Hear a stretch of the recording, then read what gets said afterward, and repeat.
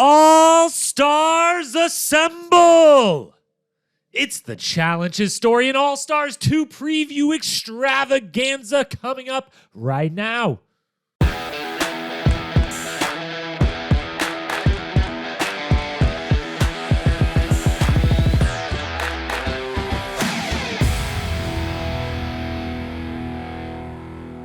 What up, my fellow Challenge lovers? Welcome to the Challenge Historian, where we dive deep into all things MTV's The Challenge, past, present, or future. If it's happening in the Challenge universe, then we are here to document it. I am your host and dedicated Challenge Historian, Jacob Hollabaugh. Thank you so very, very, very much for being here on this joyous day today, where past, present, and future of the Challenge will all be on the docket, because we are here to discuss All Stars Season 2, which begins 1 week from today over on Paramount Plus, the 11th of November.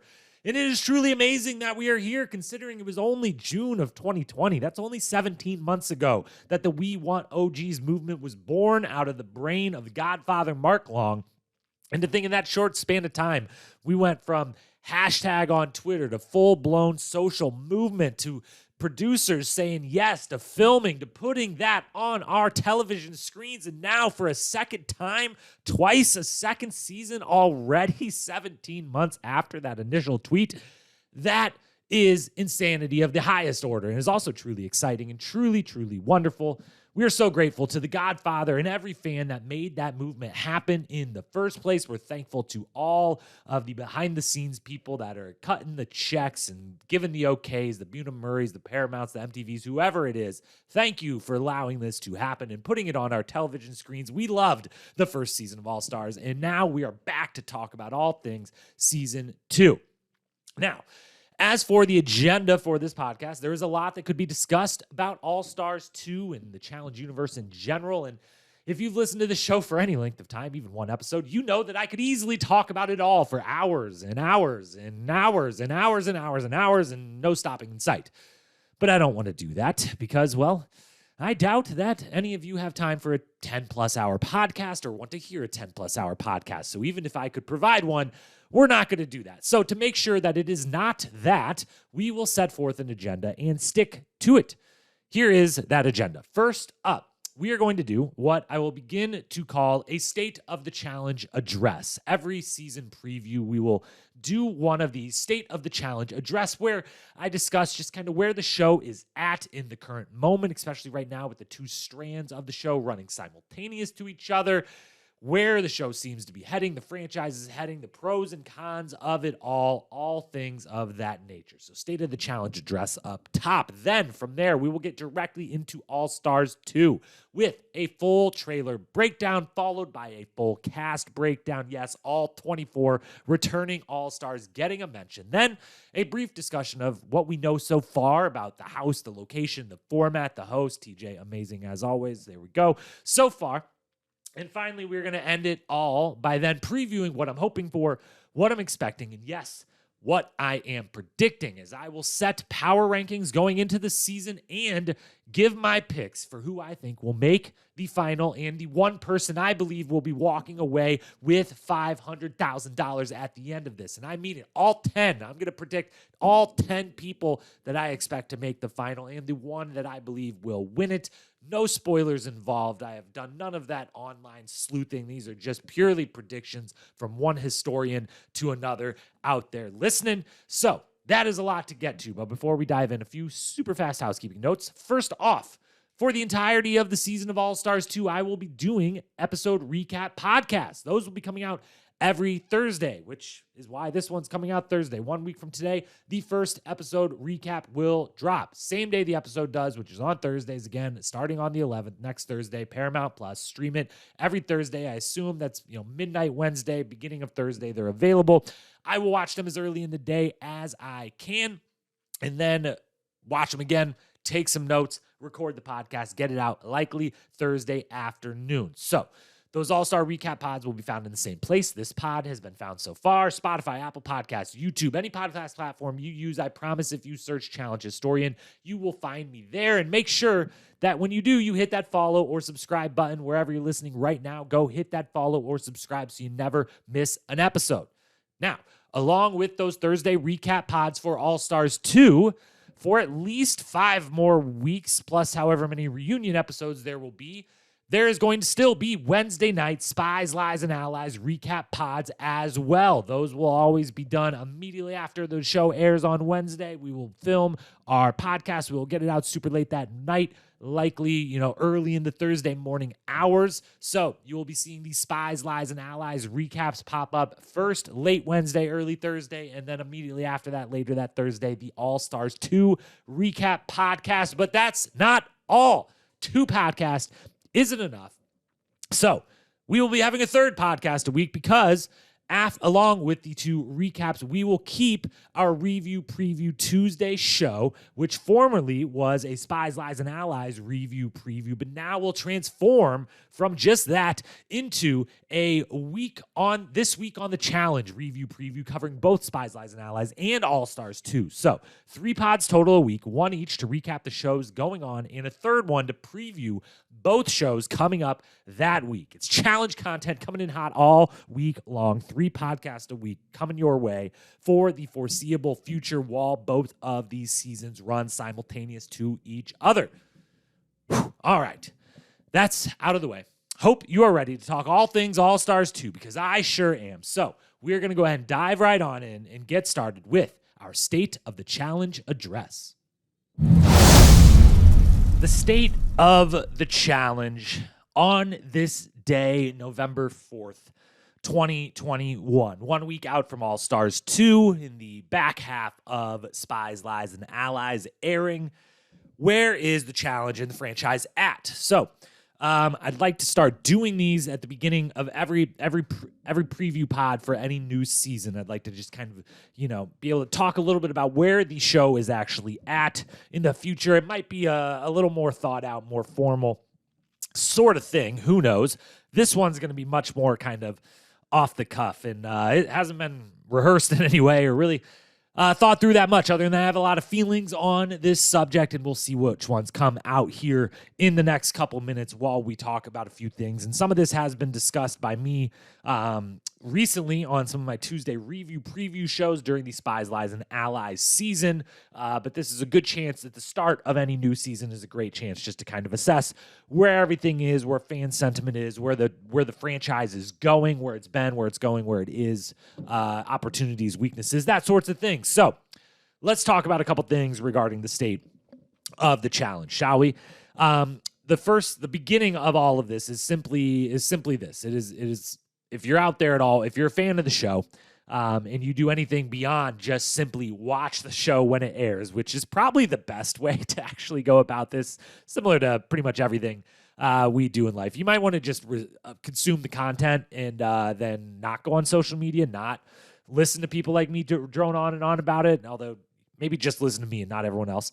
That's what I'm supposed to say, right? Yeah, correct. Anyways, but maybe sometimes it's a good thing just to consume it, be entertained by it, and then move on with your life and watch it again the following week and not be wrapped up in kind of the discourse around it and everyone else's feelings, shading your own feelings and things like that. But of course, none of us can do that. It's 2021. We're all on Twitter or Instagram and reading blog posts and hopefully listening to podcasts like this one and things of that nature. And it's pretty clear. Fan consensus can be a hard thing to come by to be able to gauge, the full fan base. There's, a couple million people out there that enjoy this show in some capacity.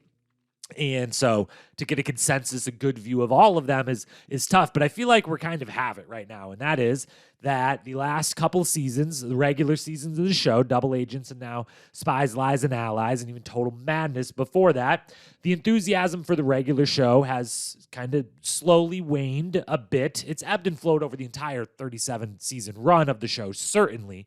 But I felt like it was picking up again. Dirty 30 came along and kind of rejuvenated or rethought what the franchise was for the, umpteenth time. They kind of redid themselves, and they had the little trilogy. Then we had the War of the Worlds back-to-back, and then these last 3, it just feels like things have waned a little bit, and simultaneous to that, the enthusiasm for All-Stars has skyrocketed. Not only the enthusiasm that existed that got All-Stars to happen in the first place, but then now, especially in the last month or two, as Spies, Lies, and Allies hasn't been received exceptionally well, we will say, to be nice, by a large segment of the fan community, of the Reddit community, the Twitter community around the challenge, and of both the kind of mainstream media folks involved with the challenge directly that then talk about it or write about it, as well as the kind of independent group of us out here, the big group of us podcasting or writing about the show. The enthusiasm for the current show dipped, in all the kind of sentiment all along was because we knew All-Stars, we loved All-Stars so much, and the moment we heard All-Stars 2 was coming, it was like, get out of here with Spies, Lies, and Allies. Give me All-Stars 2. And I totally get that. I have kind of railed against that a little bit in the last few weeks, kind of trying to stand up a little bit for the Spies, Lies, and Allies season that I like a little bit more than most, it seems, although it's definitely the last episode or two I've given in and admitted that it has let me down a little in the moments where I thought it was going to start picking back up and picking up more fans along the way. It has not done that. I'm still hoping for a little bit of that turnaround and things to really rev up, the action to really rev up there. But I totally get it. There's a nostalgia play at factor here, clearly, which is typical and standard across the world of pop culture and entertainment culture right now anyways, with, whether it's movie or television or books, podcasts, music, everything. Nostalgia has been big for a while now, especially in the television and film world. The reboots, the reimaginings, the IP overtaking everything. Everything has to be a part of something else. All of that is definitely a big part and a big factor in in why All-Stars, even, beyond the fan movement, but it was a big reason why the fan movement could be taken to the actual people that make the decisions and sign the checks at Paramount or Bunim/Murray or wherever. And those people to actually say, hey, doing something like Real World Homecoming is in vogue right now. It is something people want across the board. So yeah, let's do it. If we're seeing sentiment, let's do it. So that nostalgia play is huge. One of the biggest issues, I think, in the enthusiasm for All-Stars versus the regular show is simply casting issues. Casting on the regular show, trying to work in a lot of new faces, and it takes time for those new faces to take hold. Who pops, who doesn't, who we fall in love with, who we then see on their second, third, fourth season and can learn to appreciate and love the way we love some of the other people that we've seen built up over the years, over the seasons. I certainly have my quarrels with some of the casting decisions that have been made on the regular show of late. Some of the people they are bringing back, for some of the people they are not, what they're kind of going for, what they're giving out. As I said before, and pretty much in all things related to both Spies, Lies, and Allies, Double Agents, and Total Madness, I'm a little higher than most on the cast, on all things related to it. But I observed that there are some issues there, and that in combination with that, when people are clamoring for where are all the people I want to see, why are they not on this show, along comes All-Stars and brings some of those people back, which we'll get to more of that in a minute. All-Stars 1 did, All-Stars 2, we'll talk about the cast in a moment.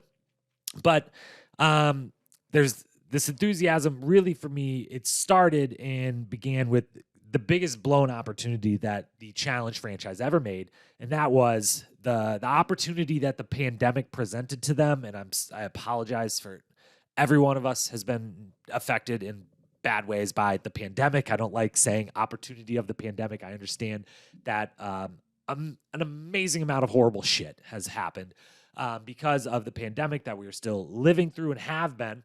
But in that pandemic, some things got interesting opportunities that came out of it. And one of them was the Challenge. And I talked about it when it happened and when they missed on it. But the Challenge is considered by some like myself to be, the fifth major sport. But to be a sport and to be a big thing, a thing I care about on a way different level, on the level that most people care about their favorite sports franchise. And all of us that love this show feel a similar way about it. And when the pandemic started and all other entertainment was shut down and sports were shut down and there was nothing on your televisions, they had already banked and filmed Total Madness, and that was coming out. And I remember the day they announced Total Madness, it was like a month or two into the pandemic. I was like, holy shit. everyone's going to watch this. Everyone's dying for something to watch, and nothing's getting produced right now, and no live stuff is happening. So this is amazing. Everyone's going to fall in love with the challenge. This is unbelievable. And then Total Madness, while a season I enjoyed a lot, was a season that was not conducive to bringing in a bunch of new fans. The cast was solid, but putting them in a bunker and doing this, let's see how crazy we can drive these people, that version of the show wasn't going to bring in all these new fans. I stand by, if War of the Worlds 2 would have been where Total Madness was, and it would have dropped with all those potential eyeballs on it at the beginning of the pandemic, this show would be an immensely bigger thing than it even currently is, which is a very big, successful thing already. But so I kind of missed that opportunity, then doubled down on it when they were one of the first things to be able to film something new during the pandemic, and then Double Agents, again, kind of a letdown. So there was this huge opportunity. It was missed. Enthusiasm drops for the regular show. Enthusiasm goes sky high through the roof for All Stars. And then All Stars support from Paramount comes in a huge wave. And we discussed this a few weeks ago, but it has to be said again, that clearly Paramount, who I'm going to continue saying as whether it's Paramount, CBS, Viacom, Bunim-Murray, MTV, whoever you want to call the decision makers, the overarching company is Paramount. They clearly put their entire support behind All Stars over the regular show at this point. And we know this because when they announced All Stars 1, they did so that it would go Double Agents right when Double Agents ends. Boom, All Stars 1. You're always going to have the challenge on your television screens every single week. We're going to own the calendar. And then they went right into season 37. And then they announce All Stars 2. And they don't just announce it, but they say it's starting with 5 episodes left of Spies, Lies, and Allies. They're going to overlap. Instead of owning that calendar, something every week, they're saying, we see it. We know the fans are a little out on this season. They're kind of done with this current season. So we're just going to give them All Stars 2 as quickly as we can to try to keep the momentum for that property going strong. And then on top of all of that, they've already started filming All Stars 3, or are in the process of starting to film it right now. We believe, or led to believe, the cast has already left to start filming right now as we speak. So we're going to get All Stars 3 pretty quickly after All Stars 2, way before we get season 38. And honestly, it looks like we might get All Stars 3 and 4 even before we ever get a season 38, just off the way the condensed schedule to film it and the locations they're choosing being more conducive to filming fast in a winter months over the course of this coming winter versus getting ready to film a full All-Star or full season 38. So the support of Paramount is very, very much behind All Stars and not the regular season. All Stars, again, is also only on their streaming platform and is not airing on MTV. Another reason why MTV, the actual live channel, is a dying thing, as most of them are. And Paramount Plus, the streaming platform, is what all the money's really behind, the future of that company in general. And All Stars is a big part of that. So full support from fan base and from the production side for All Stars over the regular season. And that begs the question then, is the regular show going to become All Stars? Is All Stars going to become the regular show? Are they going to run simultaneous to each other in harmony long term? Or is one going to morph into the other? Are they going to take things from the other until they kind of basically are the same things, just with different names? And what I mean by that is, is the regular show going to have to become shorter again, just to compete with the fact that cast members, we're already starting to see it with the supposed cast of All Stars 3 being a lot of people you would kind of still like to see on the regular season, and a younger group of All Stars from the first 2 seasons of cast that we're seeing. Again, rumored All Stars 3 cast. But if someone says, you can be on the challenge, there's a 1-month version that takes 1 month out of your lives to film, maybe with quarantine still, 5-6 weeks, or you could be on the regular one, and that takes 10, 12, 14 weeks out of your life, plus you got to fly for a reunion somewhere, this, that, and the other. You're probably picking the short-term one. It's the same thing, but shorter, in and out, efficient. And we're clearly already seeing that some cast members are like, yeah, I'll do that one, but I don't want to do this one. So do both of them have to get shorter? Do they scrap the regular show altogether and just say, why don't we do 10 seasons of All Stars and see where we're at? Does All Stars, if that happens, then is All Stars just the regular show? Do we say, we're not calling it All Stars anymore, or maybe we are, but no more rookies. Anyone that's been on the show is available, no matter how old, young, how many seasons they've done. And we're calling it, instead of All-Stars 3 or All-Stars 4, we'll call it season 38. And this is the real deal again, but it's done in the All-Stars format. Who knows? It seems like both of them living in harmony long-term is going to be a difficult thing. But we'll see. One's going to influence the other.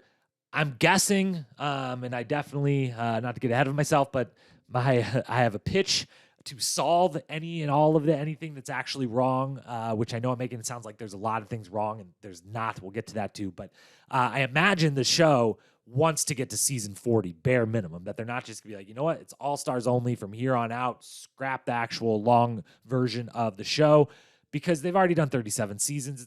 I know it sounds silly and totally arbitrary, but it matters to be able to say season 40. That will be a big deal. So I think there's no way it gets anywhere below 40 seasons of the regular show. And then however many of the All-Stars, hopefully even more than 40 of the regular show, because all it takes, get the format a little simpler. Basically, take All-Stars, but do a long version of it, more simple format, a little more fun, beef up the cast, make it a little more efficient for them to do. And, maybe both can live on in harmony. But the final thing on this that worries me, and I hate to start this long podcast on All-Stars 2 on a slight downer, but the thing that worries me is everyone's been clamoring for All-Stars 2 now for about 3-4 weeks since the trailer dropped. And when we talk about the cast later on, we've got to say, with respect to all of them, I'm excited for all 24 people. But if you were to ask me to go through the list of every person who has ever appeared on the challenge, which I've actually done this, and say how many of these people are All-Stars, how many of these to you are All-Stars, are worthy of being on the All-Stars season. Well, I can tell you, I will actually pull up in the moment here. I did that myself, and I've got about 75 names on my lists, and some of those are very new, fresh names that I kind of think are, even if they've been on 1 or 2 seasons, are people that are All-Stars in the making, deserving of the title already. But I've got 75. And of those 75, this season of All-Stars 2 features 1, 2, 3, 4, 5, and 6, 7. 7 of the 24 people on this season. I personally went off my list of every single challenger ever in the history of the show, looked through the list, moved over all the ones I considered All-Stars, ended up with about 75, and 7 of those people are on this season of All-Stars. So out of 24, 7, I don't have the numbers in front of me of what I thought of All-Stars 1, but it was higher than that. And so while, again, we're going to talk about the full cast in a minute, and we're excited for a lot of them that I wouldn't have considered All-Stars to be coming back, and that definitely can prove that and be wonderful television personalities and wonderful in this game and amazing. But I am a little worried that everyone that's been clamoring for All-Stars 2 is going to actually now watch the show and be like, I still want person A, I still want person B, I still want person C, where's person D? Wait, I want this person, and this person, and they're not here. And I feel like some of the same casting complaints that a lot of fans have had of the regular show might start to pop up already on All-Stars. Looking ahead to the speculated All-Stars 3 cast, a little less so, but got to say that. And again, finally, to wrap this long thing up, my pitch to solve all of this, which again, there's not a lot to solve. The challenge is still amazing. Let's start there. The challenge is absolutely amazing. Obviously, I talk about it all day, every day. I love this. I adore it. 37 seasons in, second season coming in hot of All-Stars, other spinoffs in the past. All of it's amazing. It's still in a great, wonderful place. It still is. I mean, All-Stars is the thing Paramount Plus is promoting the most of their new streaming platform, is what they led the initial release of their streaming platform with. It's what they're promoting like crazy. And regardless of any complaints or any ratings being lower, in a vacuum, the ratings for season 37 are still solid compared to other things on cable. It's still one of the highest rated shows on cable on its time slot with the demographic they're looking for. So it's still in a healthy place. It's not going anywhere anytime soon. And I personally still love it and think even higher of it than it seems a lot of other fans. But if there were anything to fix or to get it back to a place of true greatness, I've got the idea for it, and I will be releasing that idea, the full pitch for the perfect season, the greatest season there ever could possibly be of the challenge this Sunday on my YouTube channel, Challenge Historian. So look for that.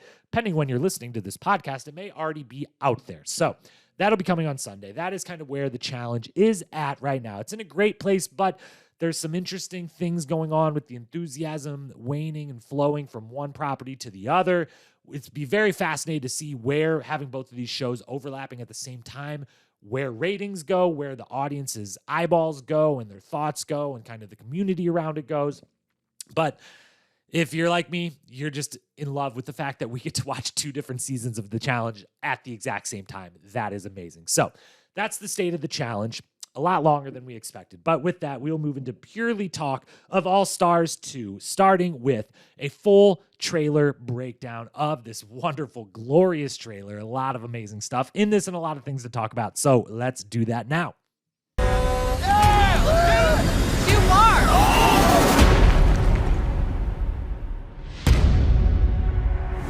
Some of you have been waiting a long time for this. The chance to capture that elusive victory. To earn your second chance, you gotta work harder and dig deeper. Welcome to the all-new second season of the Challenge All-Stars. Somebody once told me the world is gonna roll me. I want to make my kids proud, the fans proud. My only option is to win. Season 2 will be the best challenge that they ever had. You're an all-star. Get your game on. We're back. The competition is going to get nasty. Last season was the first time I have ever lost the final. I am back for redemption. Oh, God. Something always comes around to bite you in the ass. You think a friend say, hey, there's my bag, you want to put a knife in it? If I come in first, I know exactly who I'm throwing in. It's about to get ugly, y'all. Let's go. I don't even know what I'm getting myself into, but I'm ready. The grand prize is $500,000. That's life-changing money. You ain't seen nothing yet.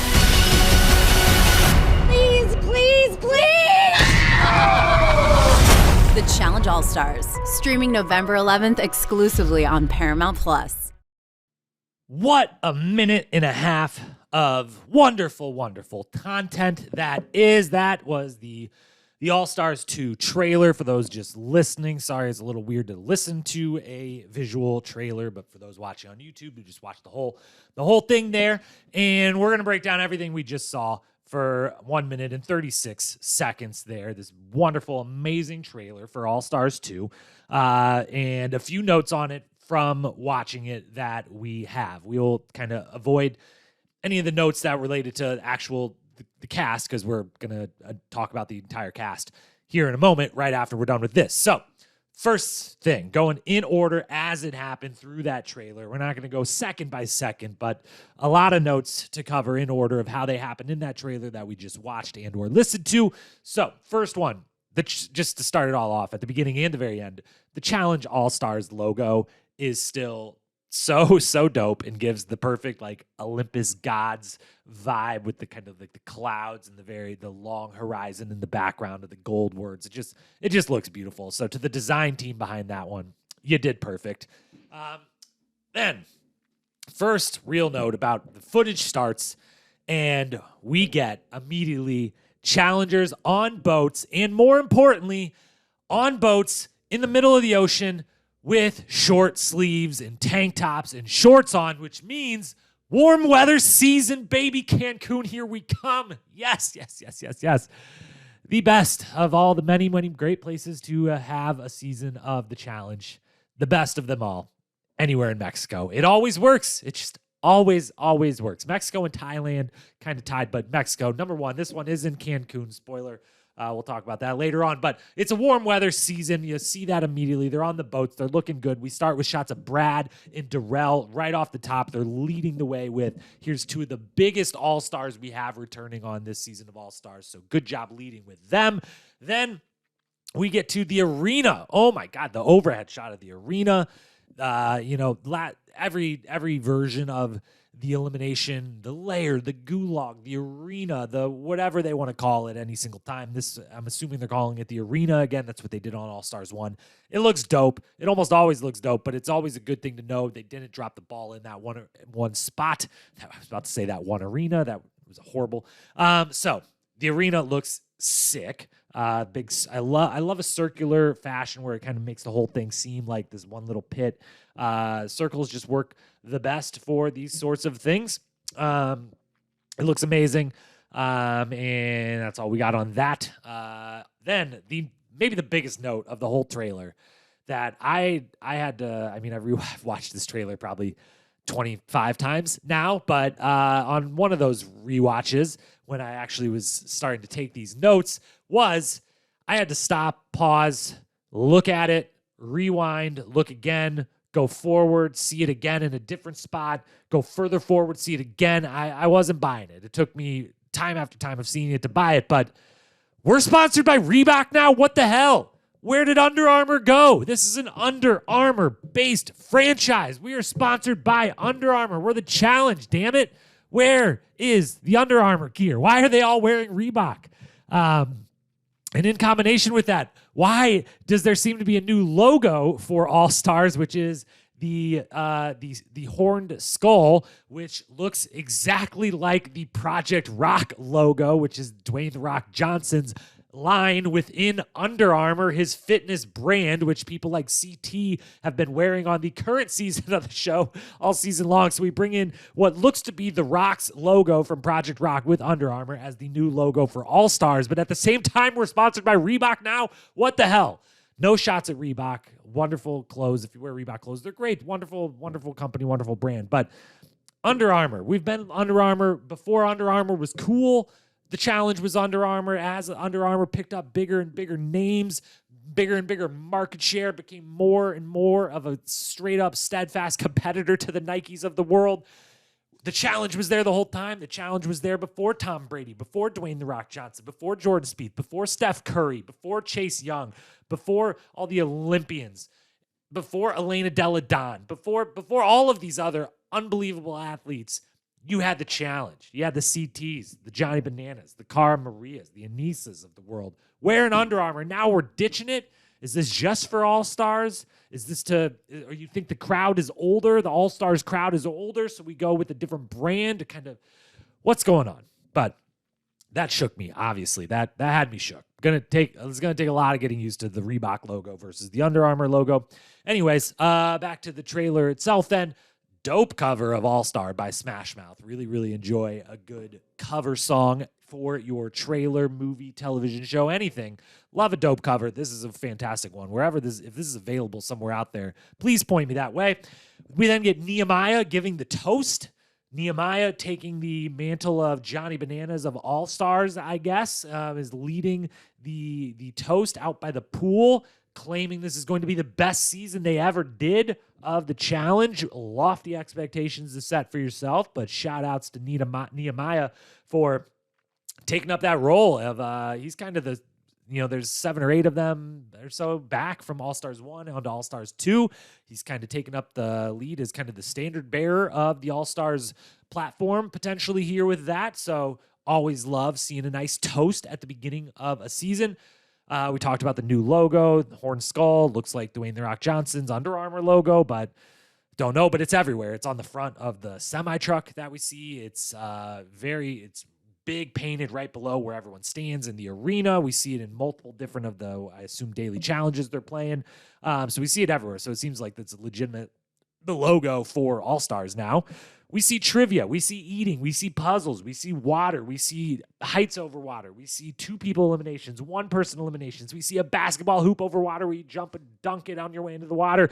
We see a lot of stuff that looks awesome. The daily challenges and eliminations, the glimpses of them we get in this are amazing. And as always, because I want to avoid spoilers, I'm not going to study those portions of this the way others might to try to deduce, who's there, how long, whatever. So all of that looks great. Then we get to the end of it. Katie still hates heights and still is fantastic on television. Wonderful, amazing moment to end the whole thing on with Katie in what I assume is a trivia challenge. They're all standing up on some sort of platform overhanging a building. So that's a wonderful moment to end on. Kind of overall notes on it. We only got maybe half of the 24 people involved, maybe even slightly less than that as far as actually getting any real screen time or talking time in the trailer. I know it's only a minute and a half, but I thought we might get a little bit more of all of them. Again, don't want to try to read too much into that from an editing standpoint of, hey, we didn't hear Brad talk. Does that mean Brad isn't around for the long haul in this season, or does that mean he's going to win this season? Who knows? We're not going to dive into that, but interesting, only about maybe half of the people even got real time there. And the final thing related to the trailer, did watching this trailer get me super pumped for this season? Yes. Unequivocally, absolutely, positively, yes. This is going to be amazing. All Stars 2. So that's the trailer. Without going too deep again on any of the nitty-gritty editing, trying to put together what's going to happen, what's not going to happen. It looks like a lot of amazing is going to happen. That's all we know. It looks like everyone's excited to be there. We got good dailies. We got good eliminations. The arena looks dope. The house, the glimpses of the house we get look dope. It's warm weather. We're sponsored by Reebok now. Nehemiah's the new Johnny Bananas. A lot of interesting stuff happening in the trailer. So with that, let's move from trailer to cast, and let's do our long waited for full breakdown, all 24 All-Star OG legends coming back to us. Let's talk about each and every one in order. Let's do our cast breakdown. Time to talk about our cast. 24 Challenge All-Stars coming back into our lives. We're going to talk about every single one of them in order. And we thought originally we were going to do this in reverse alphabetical order just for the simple fact that we felt like everyone else doing this similar things probably going to go in alphabetical order. And that means that, the same people are always going to get talked about first or last in these orders. And we wanted to be fair to everyone. But then we noticed that 2 of the people were probably the 2 people we are the most excited for on this season and to talk about on this season are the last 2. And it seemed like a good, save the best for last, save the ones we're most excited for last. So we're doing it in alphabetical order. Some of them will be a little shorter or longer than others based on our feelings on them, as we mentioned during the state of the challenge. While I'm excited for all of these people, I'm stoked on this season. So stoked on this season. There are some people here similar to All Stars 1 that, saying what's an all-star, what's an OG, what's a legend, what's the qualifications for making it onto All-Stars. They're a little more even limited than they were on All-Stars Season 1. It's pretty much that you appeared at some point. Some of these folks, even if they have very minimal challenge careers, were, the techs of the world that we talked about in All-Stars 1, returning on All-Stars 2. We'll talk about them in a moment, but a good example of a real-world All-Star. Tech was one of the greatest on his season of the real world there ever was. Even if he did limited time on the challenge, it was great to have him coming back, knowing he's going to bring just a pure excitement and entertainment to our television screen. So some of the folks fit in that category, but honestly, there are a few people that it's just kind of like, let's put it this way. Let's Let's be super honest. When I got this list of 24 people, when it was finally confirmed, and I was willing to actually look at it, knowing it was truly the list of 24 people that we were going to see on this season, I had to ask myself who 3 of them were.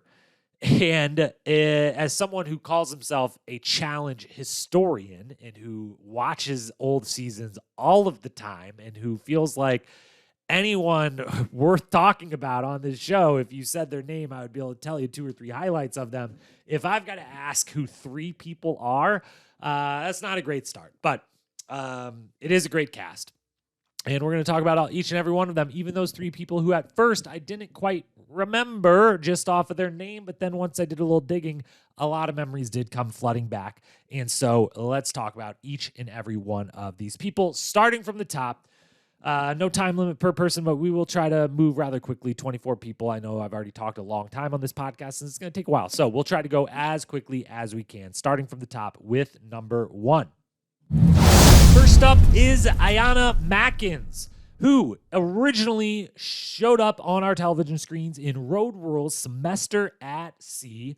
Iconic season of Road Rules. They gave us a lot of great people. Among them, Ayanna, who's done 3 seasons of the challenge. She was on Extreme Challenge, Battle of the Sexes, and Battle of the Sexes 2. So we last saw her season 9, Battle of the Sexes 2. Challenge stats. The 3 seasons, 5 out of 20 on daily challenges, 5 wins and 20 tries. No eliminations to speak of in her career. No finals, no championships, no money. One DQ for fighting on Extreme Challenge. The rundown of Ayanna is basically this. I will admit this is one of the 3 people I certainly remembered the least about and was the most kind of surprised to see the name and had to do a little digging. We do know fiery personality. She did get DQ'd for the fighting, and there was more than just the fighting. There was a lot of verbal fighting, if you will, on that season before any actual fighting that got her sent home was had. And then she was a part of Battle of Sexes 1 and 2, or 2 seasons that, the concept of it sounds awesome at the beginning, but the actual execution of it both times didn't really work for a handful of different reasons, but it didn't totally work as great seasons of the challenge. And I'm kind of just rambling because I don't have a lot to say. So that's Ayanna. She's back in our lives, and we will see back for the first time since Battle of the Sexes 2. So moving on to number 2. Second up is Brad. Brad, one of the biggest names to be brought back for this season of All-Stars. Brad Fiorenza, originally from Real World San Diego, 10-timer club member, 10 challenges to his name. Rookie season, Battle of the Sexes 2, then did Inferno 2, Gauntlet 2, Duel, Gauntlet 3, Duel 2, Ruins, Cutthroat, Vendettas, and Final Reckoning. Had that big, long layoff between Cutthroat, where he got his first ever win, to then Vendettas, where he came back. What would that be, 11 seasons later? 11 seasons later, and did a little two-season comeback on Vendettas in Final Reckoning. His stats, first, daily challenges, he's won 43 out of 111. That's a 39% win percentage, a pretty good percentage given that he's been on 10 seasons. He's 6-5 overall in eliminations, and 11 eliminations under his belt. Again, one of the most kind of been around the longest and most accomplished players of this list of All-Stars. Finals, he's been to 4 finals: Duel, Gauntlet 3, Duel 2, and then Cutthroat, which is the one time he got that elusive challenge championship on Cutthroat with the red team, along with, at that time, fiance Tori, along with Dunbar Tyler, and sorry, whoever I'm forgetting on that team. There was at least one more person on the team. I apologize. But anyways, with the red team, got that one win, won $75,000 in his challenge career for that one win. And he has one disqualification to his name. That was very infamously on the Ruins, where he likely would have gotten his first championship pretty easily, as his team, the champions, walked to the victory that season. But he did not, because he got sent home because he got drunk and talked some shit to Darrell for literally no reason. And Darrell beat the shit out of him. And they both got sent home for this altercation. One of the most violent moments in challenge history. Darrell, professional boxer at the time, or amateur professional, whatever. Legitimate boxer, Darrell is not who you want to talk shit to for literally no reason when you're drunk. Brad got beat on that one pretty bad. They both got sent home. So 1 DQ, 1 championship, 4 finals, 6-5 eliminations, 43 daily challenge wins, 10 seasons. Brad, one of the most decorated people easily on this season of All-Stars. To me, was kind of maybe the original best player without a championship. He kind of had that that moniker to him as a a great challenge competitor through his first 6-7 seasons, where he got second early on in the duel, and he got second on the duel where first off he got sorry, I know he hates to hear this, but he got lucky to make the final. There was the duel. They only had 2 people in the final. It came down to the last elimination, CT versus Brad, to go up against Wes in the final, and CT pushes him right over, but rips the flag off of the carabiner versus the carabiner off. He gets disqualified. Very famous disqualification. Brad, takes advantage of it, goes to the final, and honestly, easily could have won the final. The final really between him and Wes came down to, they started it off with a basically like a penalty shootout, like a soccer penalty shootout, and Brad had never kicked a soccer ball in his life, and Wes played maybe even collegiate level soccer or something, and gave Wes a 5-minute head start that he never relinquished, and Brad got second there. Then on the duel 2, Brad gets second again, this time literally the closest finish we've ever had in the history of the challenge. 1 second loss to Evan on the duel 2. Literally, they both get off the last. They have to pull themselves up by a chain on a little platform, grab something, come back down on the chains, hop off, and run over to TJ, like 30 feet over to TJ. And Evan beats him by 1 step, 1 second. So a couple times he had gotten second place. And by the time Cutthroat came around, before he actually won that elusive championship, he was probably the first person to ever be considered, the best player without a title, is a thing that happens in a lot of sports. And he had that moniker for a while, but got rid of it with that title on Cutthroat. And then he had that late period comeback, Vendetta's Final Reckoning, which was interesting to say the least. It was a slightly different Brad that we got then, a super jacked version of Brad, still very jacked to this day. This trailer looks like my man's stayed keyed in on his fitness throughout his entire life, always been a good athlete on these shows. Doesn't seem to have waned at all with a few extra years on him. But he famously was one of the first famous challenge romances. He and Tori meet on the show, eventually get engaged, get married, have 2 beautiful children. They eventually get divorced and are no longer together. That's been quite a while now. So both been living separate single-parent lives for a while. And Brad came back to us on Vendettas as a single man, had his romance with Brittany during those seasons. That's Brad in a nutshell. Brad's one of the most exciting people to be back on All Stars. He's perfect encapsulation of a true challenge all-star, the perfect people we want to see back on this show, that even though he could very much, and he proved as much by coming back on Vendettas and Final Reckoning, he can still easily compete on the regular version of the show, but is definitely one that, was around for some of those very early seasons. I mean, his OG season, rookie season was Battle of the Sexes 2, season 9. So wonderful all-star. Also, I can't believe I almost missed this. I said he lost Duel 2 by 1 second, which was unbelievable, but even more unbelievable was one of the greatest what-if moments. Brad's actually been part of 2 of them. We mentioned the CT disqualification as one of the big what-if moments of challenge history. One of the other ones is when last elimination before the final in Duel 2, Brad goes up against Landon and beats Landon in an upset, and is the only time Landon ever lost on the challenge, and is another massive what-if of, if Landon wins that, probably wins the final. He's 4 for 4, 4-time champion. Is he maybe the best ever?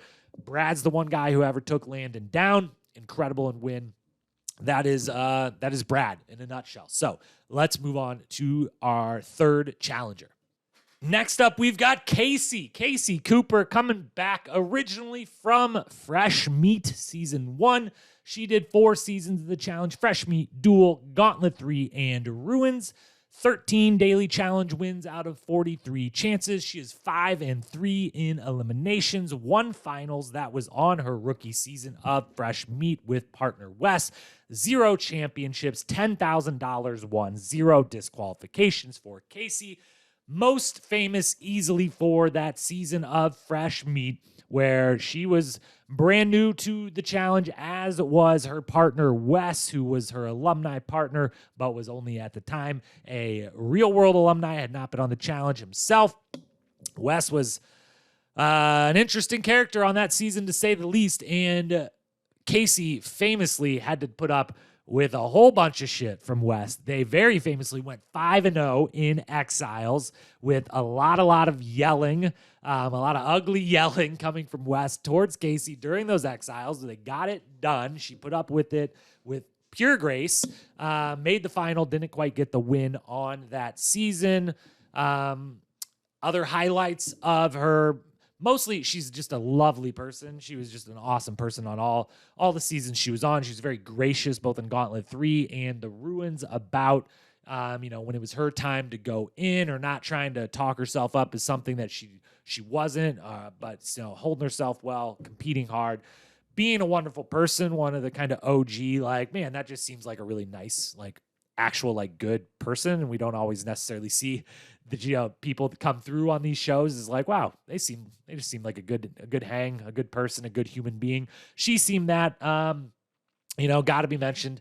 A pretty famous moment, her second season, then the duel, night 1. She hooks up with Johnny Bananas. I forget whose birthday it was that night. I think it was one of their birthdays. But anyways, night 1 of the duel, that happened. So did have the briefest of romances with Challenge GOAT, or possible GOAT, depending your personal rankings, with Bananas there. But overall, lovely person. Wonderful to see Casey coming back. Very excited to see what she has in store for us, and wonderful to see. Love seeing the fresh meat love. I'm a big fan, as you can tell, especially I forget which shoulder it's over here, but over one of the shoulders, even got Fresh Meat 2 up on the wall. Fresh Meat 1 and 2 are two of my favorite seasons ever, and all of the people from those seasons, especially the rookies from those seasons, are some of my favorite cast members in the history of the show. Casey is among them. Very excited for Casey to be back with us. Kahutta is up next. Kahutta Grindstaff. What a last name. What a name. What a guy. What a person. Kahutta's back.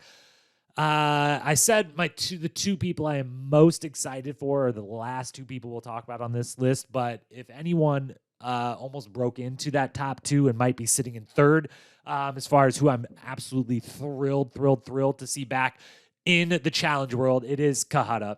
Love Kahutta, originally from Real World Sydney.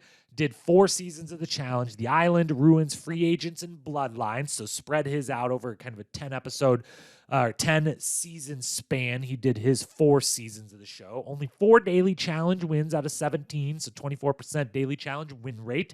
3 and 4 in eliminations. Never was able to make that final, never get that championship. No money won. Also never disqualified. Kahutta was similar to what we just said about Casey. It was just all around great human being, and was clear everyone in the house loved him. Every fan loved him, not just because he has a dope name and he's beautiful and has the long, luscious hair and the great accent, but he just seemed like a wonderful, amazing human being. Still seems to be that to this day. I didn't do my deep dive research of what all these people are up to today in the real world, but I do know, because I still follow Kahutta as well as Abe, Challenge Lord Abram. They do some work together. He's in construction, outdoor, is just living a life that you could only imagine Kahutta would be living, and looks wonderful, looks awesome.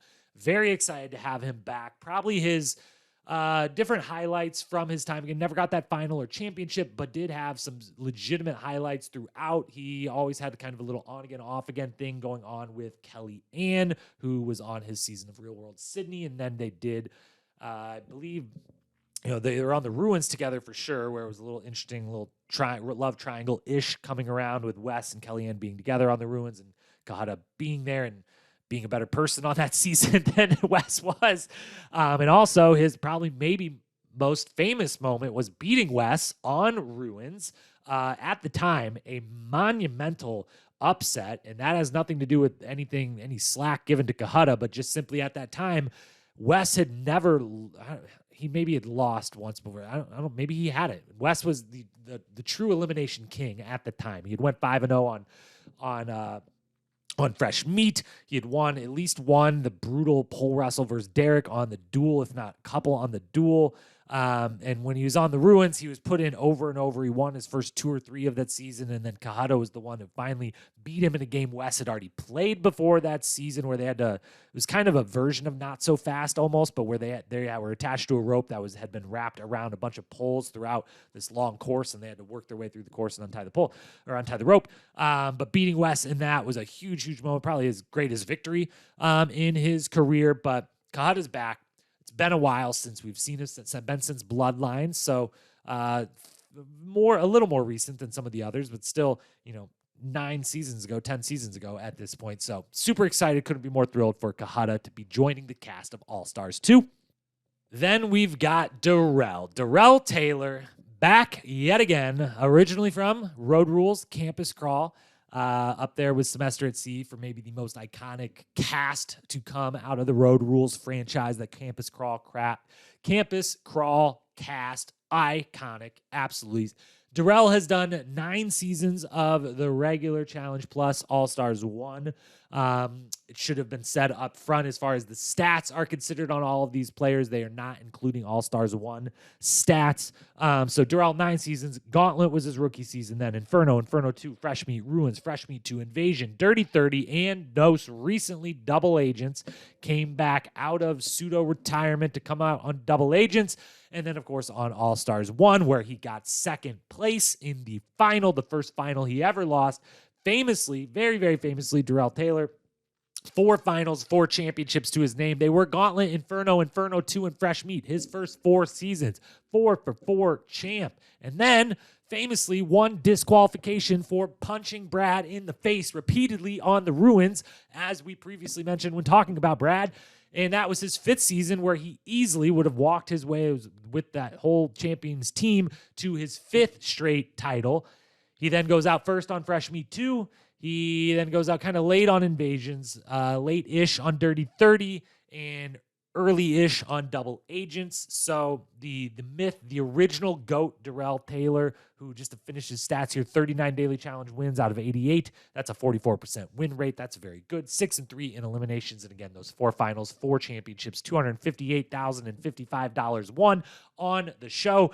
They didn't make as much money for winning those when he was winning all of his titles in that Gauntlet Inferno era. But Darrell, the original GOAT, the OG GOAT of the challenge, as we said, came back for All-Stars 1. It was probably the best resume, the highest stature as far as GOAT status, Mount Rushmore, greatest ever do it. Went about going into All-Stars 1, where he eventually got second place the first time he ever lost a final. He's back for some redemption from that, see if he can get back to a final and win it and get $500,000, which is just amazing. Just to, again, put in perspective the money difference between when he was winning shows. He won 4 straight shows and won a little over $250,000. If he were to win All-Stars, he gets $500,000 and doubles what in one time what he made any time before in winning 4 challenges. So a little perspective of where the show was and where it is. That's Darrell. There's not much needs to be said about him. He should be said, the one of the 10 challenge legends I've got somewhere on my walls here. Where's Darrell? There he is. He's the only one of the 10 legends I've got on my personal walls behind me that is on this season of All Stars. So if that gives you any indication of my feelings for Darrell, there you have it. Darrell, we'll talk about in predictions, but certainly one of the favorites heading into this season of All Stars. Next up is Derek Chavez from Real World Cancun. First of 3 Real World Cancun alums returning to the Challenge World. Derek was on, 3 seasons of the Challenge, debuted on Cutthroat, then was on Battle of the Seasons with the whole Cancun crew, and then again was on Rivals 2. So the last time we saw him on our TV screens, at least in the Challenge World, was Rivals 2. He has 2 daily challenge victories out of 15 tries. He is 1-3 in eliminations and never was able to make that final or championship, and thus no money won. Also no disqualifications. Not a ton of notes on Derek other than that Derek always was very good in the confessional side of things, was both a good narrator and just had some good wit and humor to him. Remember him for that, certainly. Forgetting right now who his rival was on Rival 2, but I believe they made it decently far in that. and was one of the early casualties on Cutthroat, just being one of the rookies on 3 teams. Rookies were very susceptible to going in early and often on that season. So Derek is back and will have a very potentially interesting advantage in this All-Stars house, given, again, the 3 real-world Cancun folks coming into the All-Stars house. The cast in general for All-Stars is kind of from all over the time period of the challenge. And, a bunch of them have done a season or 2 maybe with each other, but it's been a while. And so the couple casts that really have a bunch of people, the Cancun, and then there's a couple Key Westers, they're definitely going to maybe have a little upper hand on the political side of having some strong ties early on. And so, yeah, we'll see if the Cancun crew can ride that. They definitely have, I actually did all 3 of these. I'm trying to remember who was on Battle of the Seasons, the Cancun team. I know Janae definitely was, who we're about to talk about in a little bit. Jasmine was as well, and Derek was there. So, yeah, all 3 of the Cancuners that are on this season of All-Stars did a season as allies, as teammates before together. So we'll see how much that helps out them, but excited to have Derek back in the fold in the challenge universe. Another Derek K, Derek Kaczynski, OG Challenge podcaster, Derek Kaczynski, OG Challenge legend, Derek K. From Road Rules Extreme originally. There's 2, I believe, Road Rules Extreme members in this All-Stars cast. 10-timer club plus All-Stars, 10 seasons of the challenge for Derek. 42 daily challenge wins out of 102. He's done over 100 daily challenges. This man has been around a while. That's a 41% win rate. One of the original elimination kings. Very difficult to eliminate this man. 10-5 in eliminations. He has made 5 finals in his career. 5 out of 10. Half of the seasons he's been on, he's made the final. That would be Inferno 2, Inferno 3, Island, Ruins, and Dirty 30. And he has 3 titles to his name. A personal 3P, 3 seasons in a row for him that he was on. Inferno 3, Island, and Ruins, winning $200,970 in that time. Never DQ'd. Always a fighter. And again, we most recently saw him on All-Stars 1, where he did make the final and was one of the first ones, maybe the first one eliminated, him and Yesela having the trouble in the canoe. We'll see if he's learned how to steer a canoe or kayak, if they have to do that on this season. But Derek, along with Darrell and along with Brad, really are the 3, not only just because they're 10-timer club members, or Darrell very, very close if you count All-Stars 10-timer club members, but just very high up there on legitimate, when you say OG all-star legends of the game, Derek comes up pretty early. His list of iconic moments is long. A few of them just to rehash now that will certainly come up throughout the season. Most recently, as a mercenary on Vendettas, coming in and having the version of pole wrestle, I believe they called it Crazy 8, where they had to hold on to the 8 versus Joss, one of the greatest elimination rounds ever in the history of the show, and doing it as a mercenary. So I guess technically that's when we saw him last. You probably listened to him last with Challenge Mania. Shout out Scott Yeager and Derek, Challenge Mania, OG Challenge podcasters. A wonderful job there. Great source and wealth of information on the challenge, interviews with cast, everything. Challenge Mania. I'm sure you're listening to it if you're listening to this. But Derek, he was a part of that West pole wrestle that I mentioned back on Duel, that I marked once upon a time in a blog post as the beginning where the challenge became truly a sport. So 2 iconic pole wrestles in his career, famously beat Johnny Bananas on Dirty 30 when he made his comeback and eventually made the final, and lost that final to Jordan in arguably the greatest final in the history of the challenge as far as competitors. CT, Derek, Jordan, Camilla, Cara Maria, Tori. I mean, doesn't get more stacked than that for 6 people that made a final. So he was a part of that. He originally came in super hot on Gauntlet, on the Gauntlet 2, season 11, where he took up captainship, and he won multiple eliminations in a row and was just this little fireball, this little pit bull. One of his most famous victories ever, when he called out Cyrus to go against, and basically not pole wrestle, but a wrestling, just king of the ring. Basically, you put whoever pushes each other out of the ring first, and taking down Cyrus, who was twice his size. So a lot of moments for Derek, a lot of history with Derek, and definitely a guy who's just kind of one of the, because of his status as the kind of OG podcaster, has kind of kept and been a big part of the challenge community growing outside of the show, is a perfect narrator in the field, a perfect cast member, a perfect all-star to have, not only in All-Stars 1, but to continue and bring back for All-Stars 2. So that is Derek.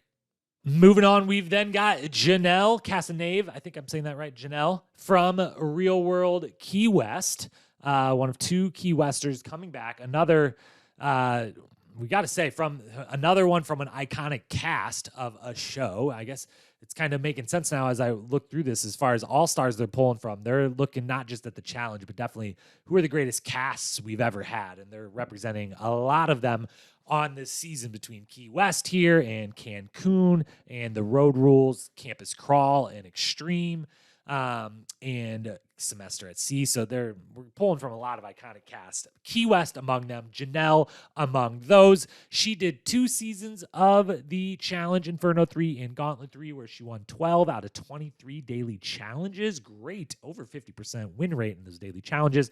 0-1, only ever saw 1 elimination, did make a final and did get a challenge championship as a rookie on Inferno 3, where she won 40 grand. 0 disqualifications in that other season, Gauntlet 3, where she was eliminated. And Janelle, basically all we got to say is, yes, she comes from an iconic cast. Loved Key West for me was the Real World season. That's kind of the most standout Real World season for me, just given my age and when I kind of came into that show and went out of that show as a viewer. Key West was a pivotal one. I was locked into the show at that point, and with that amazing cast, Janelle, Tyler, Paula, Bananas, just fantastic all the way through. It had the Hurricane Katrina. They had to relocate. It was very real world shit going down on that. So Janelle always, along with all of that cast, kind of holds a special place in my heart, just from being one of those real world seasons that I will always remember and always resonate with. And if now that they're pumping out Real World Homecomings after Real World Homecoming, if they were going to do one, I'd be most interested. Definitely top of my leaderboard probably is Real World Key West. Would love to see that group brought back together. We get 2 of them on this season. We'll talk about the other one later on. But Janelle coming back, has that 1 title in 2 seasons. So we'll see. That was a team championship. And then on Gauntlet 3, also team. So one of those folks who, because being on some of the earlier seasons, has only ever been a part of teams, has never done the individual thing or the pair thing. So, we'll talk format of this show later on, but there is going to be some, it looks like, team, pairs, or individual daily challenges. So maybe the team ones has a little bit better chance in those than the others. Who knows? But we will find out when we see Janelle back on our screens here for All Stars 2. Next up, we have Jasmine Renaud, back with us from Real World Cancun, our second of the 3 Real World Cancuners coming back for this season. And I didn't even realize when talking about Derek earlier, should feel right at home with this filming in Cancun. So even more to their advantage, potentially. They feel right at home there. Jasmine did 5 seasons of the challenge, 5 in a row, too. I love the efficiency when someone comes in and out of the challenge cleanly like that. Rivals, X's, Battle of the Seasons, Rivals to Free Agents, 21 through 25. Jasmine was a huge part of the challenge world, in and out in those 5 seasons. Daily challenges, she has 5 wins out of 30 tries. That's 17% win rate, one of the lowest of the cast returning. 1 in 5 elimination record. Definitely is looking to improve upon that record here on All Stars. No finals, no championships, no money won, and no disqualifications. And Jasmine is the perfect encapsulation of what an all-star necessarily means, or at least felt like when they announced the first season of All-Stars, and still kind of going with this is thankfully this season they're kind of going away from all the talk of like the best of the best, which the first season fell a little, whenever they would say things like that, would fall a little flat. It's like, these aren't just the people who won the most, these are all-stars or whatever. So they've gotten rid of some of that talk, and Jasmine kind of personifies you don't have to have won a lot of championships. You don't have to have made a bunch of finals. You don't have to have made any. You don't have to even have been on, a dozen seasons or anything to be an all-star, to have left a mark on this game and this show. She certainly did that. In the 5 seasons she was on, she was always a memorable part. I was going to say rememberable. That isn't a word. I don't think. Memorable part of every season that she was on, and definitely is one of those all-stars by personality and just everything she brought to the show side of things, even if she never always, would make it that far or would, has this 1-5 elimination record. A few things about her.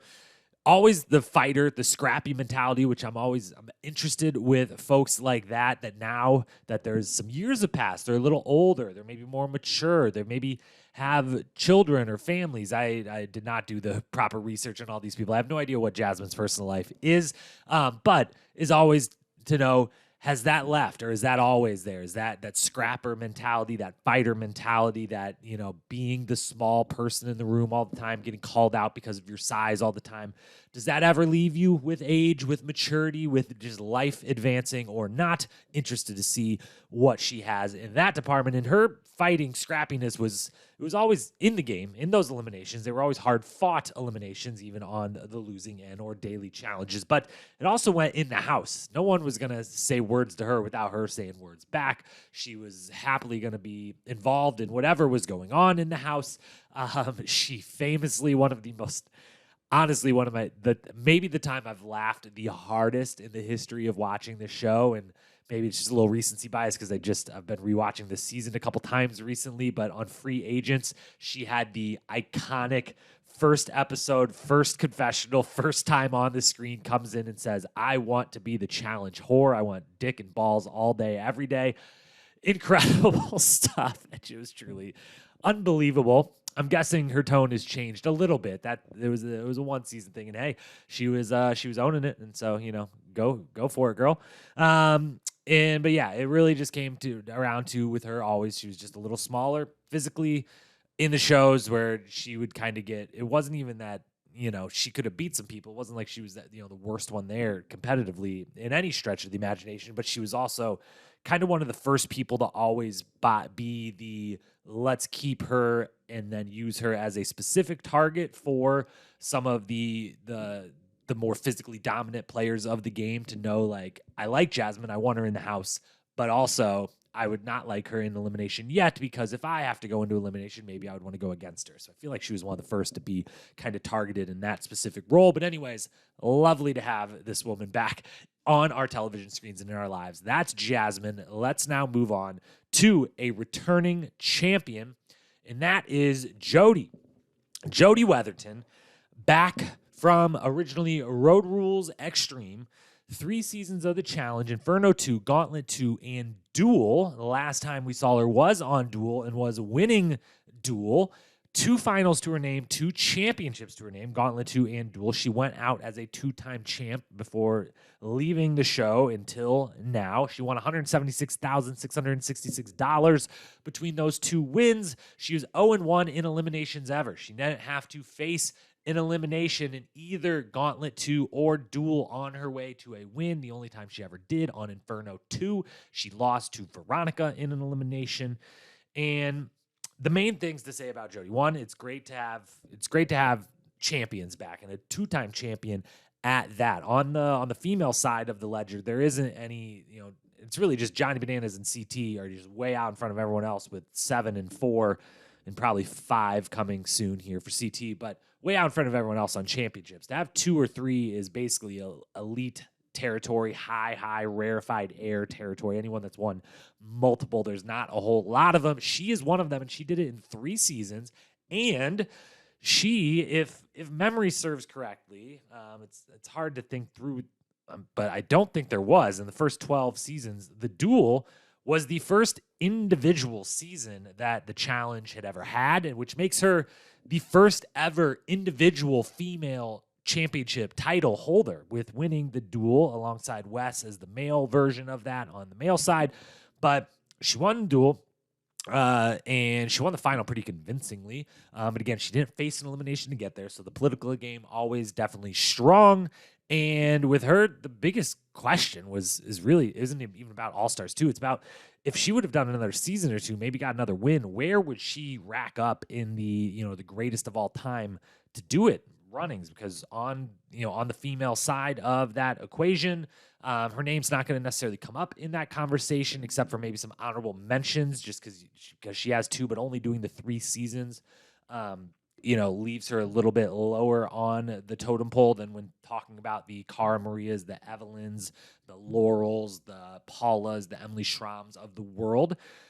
So would have been fascinating to know if she would have continued with it, done a couple more seasons. But now she's got a chance to come back and, if she wins this, she does a couple seasons of All-Stars, makes some more finals, it starts to add to that resume. Who knows? But very excited to have Jody back. Should be said, Road Rules Extreme alum. So her and Derek, who did those seasons, were all 3 of the seasons they were on, she was on the same as Derek, but has some familiarity there, and there is a pretty good overlap, though pretty much the only kind of overlap of a lot of the folks on this season of All-Stars is from that kind of Inferno Gauntlet era, more or less, so she's got, should potentially have decent ties or decent memories with a lot of these folks coming into the house. Definitely a force to be reckoned with. That is Jody. Janae is next. Her second appearance on All-Stars. All-Stars 1 alum, coming back for All-Stars 2, originally from Real World Cancun. 5 seasons of the Challenge Rivals, Battle of the Seasons, Rivals 2, Free Agents, X's 2, 6 Daily Challenge wins out of 41 tries, 15%. Win rate very low there. 2-6 in eliminations. Never made a final or won a championship or any money or was disqualified on any of those regular seasons. But she is coming off of that finals appearance on All-Stars 1 and that 3rd place overall and top female overall, or tied for top female. I think her and Kellyanne eventually ended up tying to some degree. However, the points worked. I forget exactly, but I don't remember, but I think she got 3rd. I think they tied for 3rd. Either way, a great showing on All-Stars 1. Made that first final of her career, proved to herself that she could do that. And, was always everything with her on her times in the challenge, for better or worse, in the first few seasons was always kind of wrapped around different relationships, especially kind of most memorably with Zach and the not great nature of that. Everything that happened with that. She, former, not just here with multiple Cancun alum, but was paired with Jasmine in the past and was paired with Jasmine and with Derek, obviously on that Battle of the Seasons, as we talked about with Derek, and as we realized when talking about Jasmine, they're filming this season in Cancun, so she is one of the 3 that not only will be back with many people that she has done a lot of television with and has close ties to, but also in the place where they have made and forged all of those ties. Whether that'll have any bearing on anything, probably not, but it is an interesting thing to point out. Biggest question for Janae is, we saw her, prove a lot last season coming in. This time, though, will she be thrown into an elimination this time around? Will she be able to use politics and those connections to get to another All-Stars final? And if she gets back to that final, which type of All-Star or which type of just challenge player in general is she? Because with a lot of people on the challenge, if they haven't made that final, that's what's driving them to come back and keep trying because they're like, I want to prove to myself and everyone watching that like I can do that, and they work for that and then when we get there, there's kind of 2 different paths you could take. You either are the person that gets to the final, and after experiencing it once, you say, hey, that was really fun.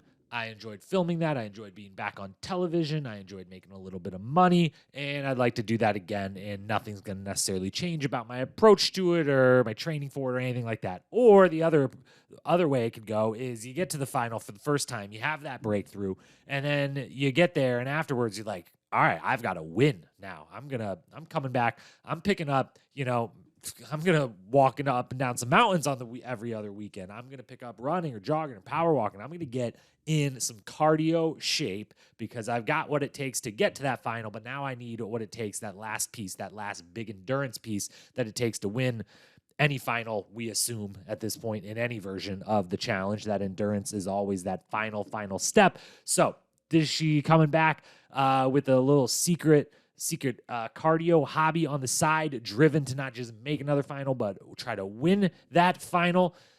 We shall see.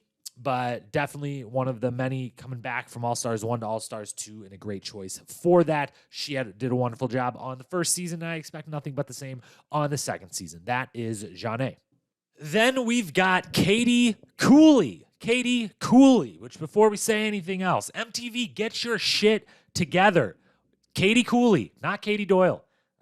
She all last season, it came up over and over and over that she's a married woman. She took her husband's last name, and she's Katie Cooley.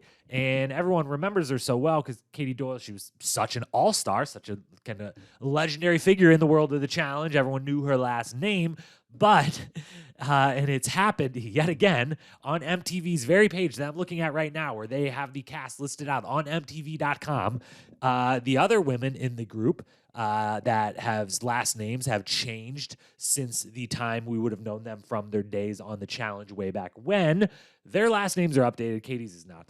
And it's the second season in a row that's happened. So let's put some respect on an OG legend, one of the true all-stars of this season of All-Star. Katie Cooley is back with us, originally from Road Rules The Quest.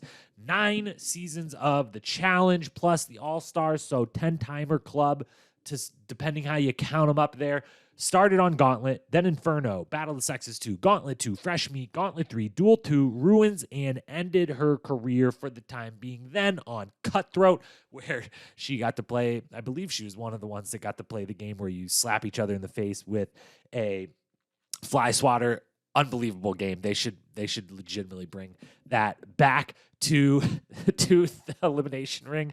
I believe TJ, who had to hold in his laughter a little bit more back then than he does nowadays, would get a kick out of that. She won 35 total daily challenges out of 82 tries. That's 43%. A lot of those team-based, yes, but still a very good daily challenge record. 4-6 in an elimination, 2 finals made, Inferno and Gauntlet 2, 1 championship, 1 that was on the Inferno, her second season, won $41,071 in doing so, never got disqualified, which is actually kind of an interesting statistic given the nature of her reputation back then of being, being a little bit of a hothead at times or getting in a lot of verbal altercations. None of them ever got to the point of getting disqualified for any known reason or anything. So no DQs, that one title, and definitely another one that even if she wouldn't have had that title, even if she wouldn't have had those 2 finals, similar to what we said about Jasmine, would go for Katie, and Katie did it even longer. Katie was one of the kind of original,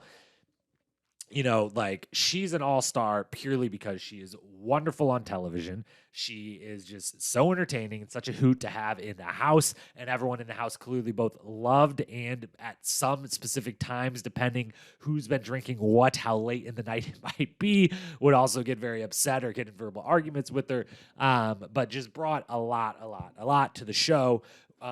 Out on the show half of things and not the sport half of things, and then still held her own in the sport half, even being one of the smaller competitors in the house. Again, 4-6 elimination record.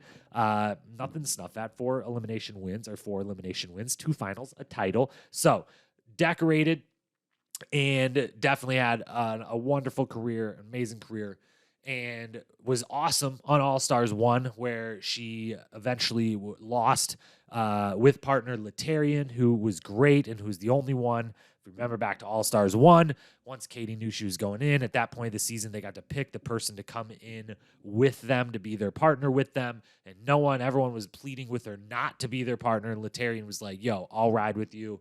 She picked him. They lose to Kendall and Mark in I forget exactly what they called it, but tug of war, more or less tug of war on top of tree stumps. So that's Katie coming back for season 2. She epitomizes everything I would have expected when the We Want OGs movement started. I was like, this is starting for people like Katie. We want to see the Katies, the beloved people of the early days of, those first 20 seasons or whatever, 10 to 15 to 20 seasons. We want to see those people back. She epitomizes that for me. She was an absolute must for season 1 of All Stars, and I am thrilled that she is back for season 2.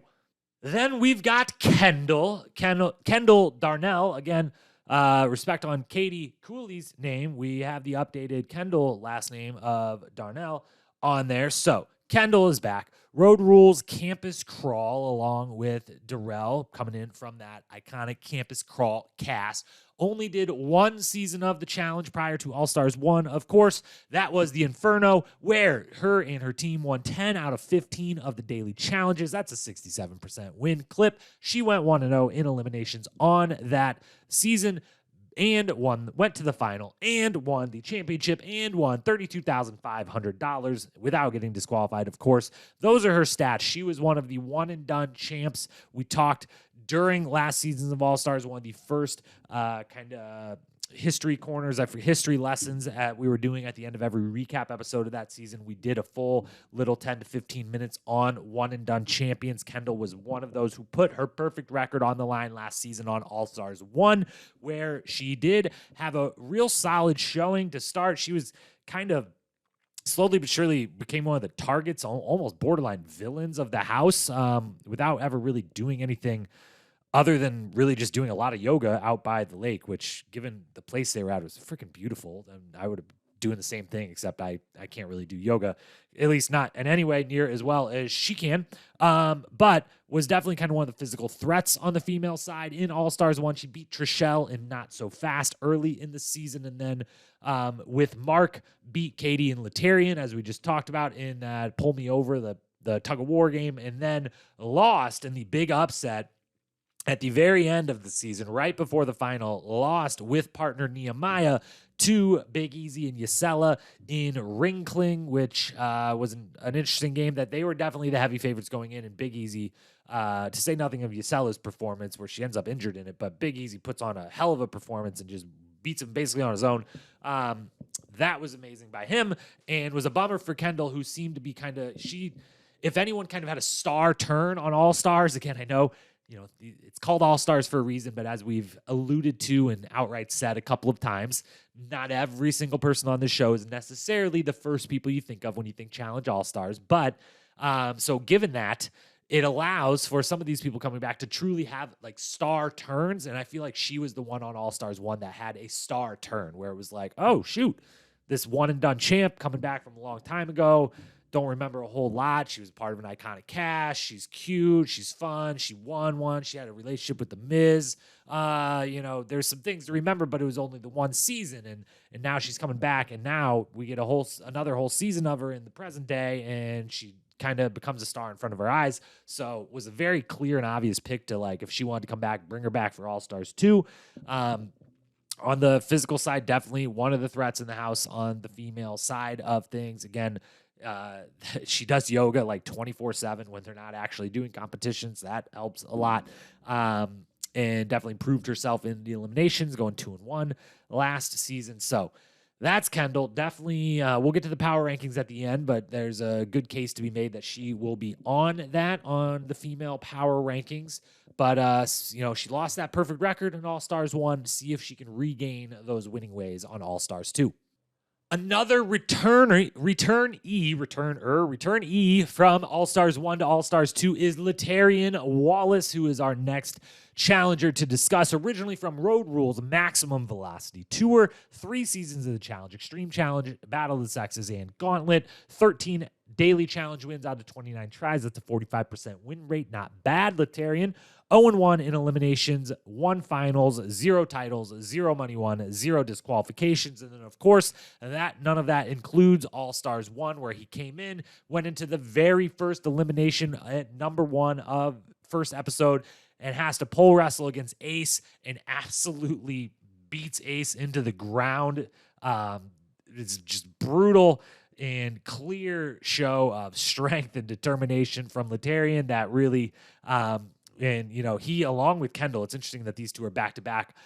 Is the kind of male that I would say kind of had a star turn. Same thing I just said about Kendall a moment ago. Of we didn't know a ton of them from the challenge days, and maybe not. Maybe they don't fit the all-star moniker as well as you'd expect everyone coming into the show to do. But then because of that, has that kind of star turn, has that great performance versus Ace. Has a little bit of a romance with Anissa during the show, and then eventually has that really amazing moment, even if it eventually comes in defeat in partnering up with Katie, losing to Mark and Kendall and Pull Me Over, but being the only one in the house who will step up and be like, Katie's my friend. Everyone is giving her all this shit, trying to do anything they can to not go in there with her, not showing her any belief any trust, any hope, any support. I'll do it. I'll step up. And they put up a good fight, and they just, they lost it in the end to freaking the Godfather and Kendall. So no shame there. But Letarian definitely has the strength down. The thing with him, it came up a little bit in the Pull Me Over, although it was him and Mark both were like, all right, we got a lot of muscle. I don't know how much endurance we have at this point of our careers. And they were both gassing quick on that Pull Me Over elimination. But the question with Letarian, he's definitely got the strength. He's got some athleticism. He's got the fire, the will, the determination. I said all last season, every episode I think I brought up, I want Letarian to be my personal trainer. And I just want him to wake me up in the morning and tell me everything I've got to do and that I can do it and that he believes in me, and just he gets me so pumped up. We'll see if that ingratiates him even further in the social side of things, of just being this amazing guy and this motivating guy. If that helps him politically and socially in the house, and were he to make that final, what he's got on the endurance side, if he can handle a final or not, which is a question for him and literally for every single person in this, except for the 2 or 3 that we saw finish a final last season on All Stars. So that is Letarian. Glad to have him back. Another returnee from, he's getting close now. I guess he's going to have 2 seasons of All Stars, 3 of the regular show. Kendall is officially, I didn't even notice it when we just talked about it. I should have said the first ever person to have done more seasons of All Stars than of the regular show, along with Tech, who we will talk about in a little bit here, but big achievement there. But anyways, that is Letarian. And let's move forward to our next challenger. We've now got Leah Gillingwater from originally Real World Paris, one of the great all-time great Real World seasons. 1 season of the challenge, that was the Inferno, where she was on the team that won 4 out of 14 daily challenges, 29% win rate, elimination record 0-1, and if memory serves correctly, I believe that 1 loss was to Kendall. And Kendall's 1 win on that season that her team would then go on to win. So no finals, no titles, no money won, no disqualifications for Leah. And honestly, I don't really have anything on Leah. The season of Inferno, all 3 seasons of Inferno are like lost to history. They're at least seem to be attempted by MTV to erase those from anywhere out there that you can watch them. They're kind of like the lost trilogy in a way. There was, fights on almost all of them. There's reasons that, like Inferno 3 is one of the only, maybe the only season not available on Paramount Plus, that starting from season 11, every other season from 11 to 35, 6, 7 or whatever are on there, except for Inferno 3. Inferno 2 is incredibly hard to find. Inferno 1 is incredibly hard to find anything out there. So it's been a while since I've watched it, and I don't really remember anything about Leah, but that's what happens when, we bring in some people that have only done 1 season ever. I encourage you. I did see a couple clips of a recent interview she did on the Mike Lewis podcast. I apologize if I'm getting your name wrong, but Mike Lewis podcast. I saw she just posted some clips about her experience on Inferno in Real World were very difficult, and the fan reaction to her and having to overcome that, and kind of all the negativity that can come with the experience of being on reality television or television in general. And it seemed like a really fascinating and eye-opening interview, and a really thoughtful and impressive interview, and impressive where she's gotten to from there to be coming back and willing to come back on reality television all this time later. So I encourage you to go check that out. You can find it via her Instagram, since I think I think it's Mike Lewis podcast, but it's something Lewis, maybe Mike, but you can find it via Leah's Instagram page. Otherwise, I don't really have a lot of comments on her, except for she's got, she, as far as bloodlines on this show are considered, which I would say the cast you come from is kind of like your bloodline. She comes from a great one with Real World Paris, with CT being a part of that. And of course, in Adam and Ace, and some, I think a few, maybe others from that cast have graced the screens of the challenge. But she comes from a great Real World season. We'll see what she's got on this season of All Stars. Next up is Melinda, formerly Melinda Stolp, I believe is how you pronounced her former name, now Melinda Collins. And you would remember Melinda from the Real World Austin. She did 4 seasons of the challenge: Fresh Meat, Gauntlet 3, Cutthroat, and Battle of the Seasons. 6 daily challenge wins out of 24 tries, 25% win rate, 0-4 in eliminations. All 4 season went home via the first elimination she was thrown into, which means 0 finals, 0 titles, 0 money won, and 0 disqualifications on her record. Now, with Melinda, a couple things on her. One, will come clean immediately that I said earlier, the Real World Key West is kind of the real world season that for me is like the standout one, the one that I was just the perfect age and the perfect kind of all the factors combined, and then what those people from Key West went on to in the challenge, everything like that. Is Key West is the one that stands out most in my mind. But the second one to that, and the first one that ever stood out in a big way to me, was just from an age standpoint, again, of when I was really coming into not just watching the show, but like being so deeply invested in the show and loving the show and, wanting to be on the show and everything like that, was Real World Austin, which is an iconic season as well, with Melinda and Danny and Wes and Johanna and Nehemiah and Rachel, and sorry to whoever I'm forgetting of that group, because there's one more and I apologize. But amazing season. And then coming out of that, though, onto the challenge, Melinda's challenge career, always kind of had the Danny thing early on, pretty much throughout the whole thing, because she was with Danny, at least for, on Fresh Meat, she was, Gauntlet 3, she was, Cutthroat, and Battle of the Seasons, I think. So maybe all of them. But regardless, she was kind of always tied in with him, which wasn't a great thing. In challenge, Danny always just kind of one that fell short of expectations on the challenge. And then also with that, she was part of Real World Austin, and something about that season of the Real World and the people on it, and very specifically Melinda, very specifically Wes and Danny. Let's not put any of this on Johanna and Melinda.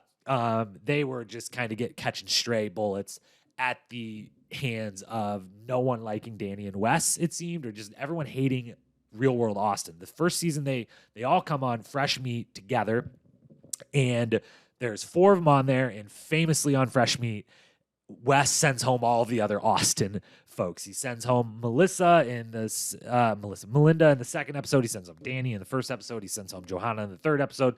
And he keeps getting thrown in. And everyone that whole season, just immediately when they show up, it's like, it's not, it's vet rookie teams. So we have target vets. We're just going for strictly Real World Austin. Same thing kind of happened late in Gauntlet 3. Everyone still, for some reason, just hated Real World Austin. And it kind of went for their whole career, especially Battle of the Seasons came around. Same thing as what had happened on Fresh Meat, literally 11 seasons prior. It was like, hey, let's just get Real World Austin out of here first. No one likes them. So always had that target on her back because of the season she came from and the people she was associated with because of that.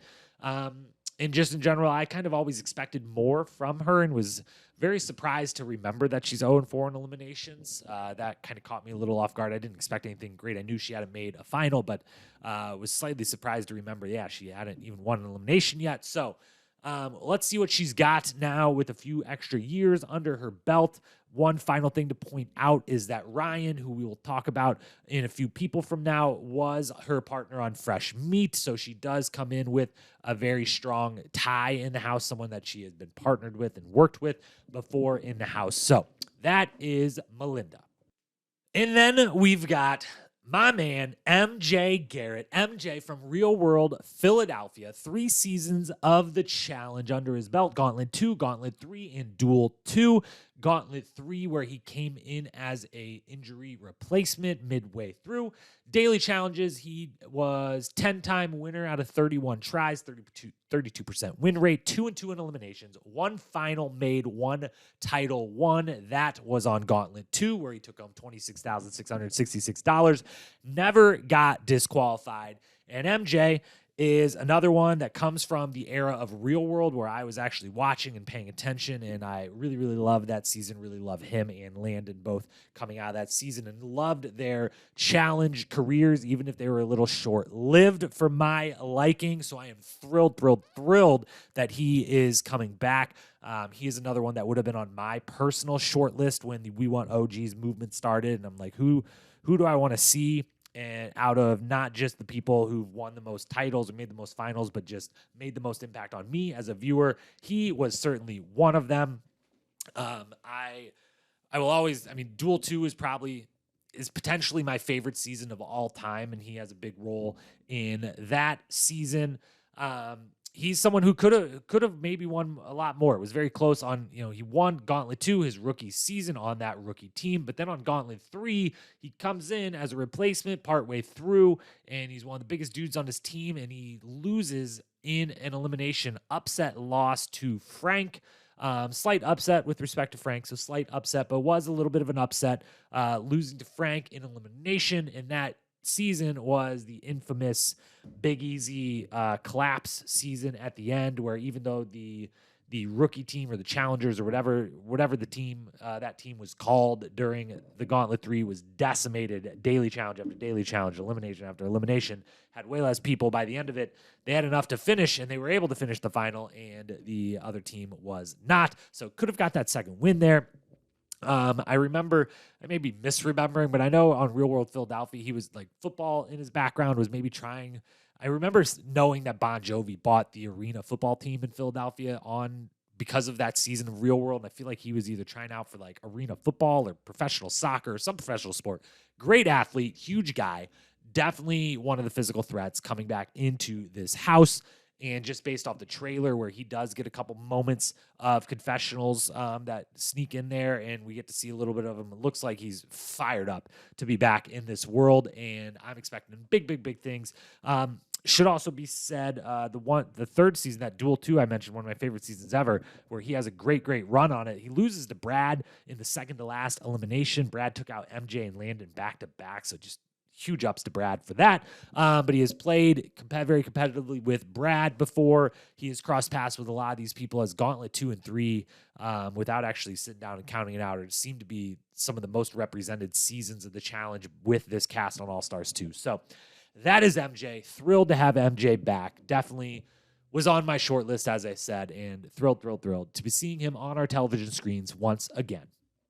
Another All-Stars 1 returnee, double dipping in the All-Stars pool. That is Nehemiah Clark from Real World Austin. Another Real World Austin along with Melinda here, so got that connection. He did 4 seasons of the regular challenge show, Duel, Gauntlet 3, Duel 2, and Rivals. 7 daily challenge wins out of 33 tries. That's a 21% win rate, 3-3 elimination record. He made 1 final, 1 title. That was on Gauntlet 3 that we just talked about with MJ, where the team got decimated all the way through, but won the final in most big part because a member of the other team couldn't finish the final. Won $50,000 for that, 0 disqualifications, and then comes back in All-Stars 1, does get an elimination win versus Tech in the one where I don't remember what it was called or exactly. They had to eat the really hot peppers. TJ made he and Tech eat ghost peppers or whatever the hot, super duper hot peppers they had to eat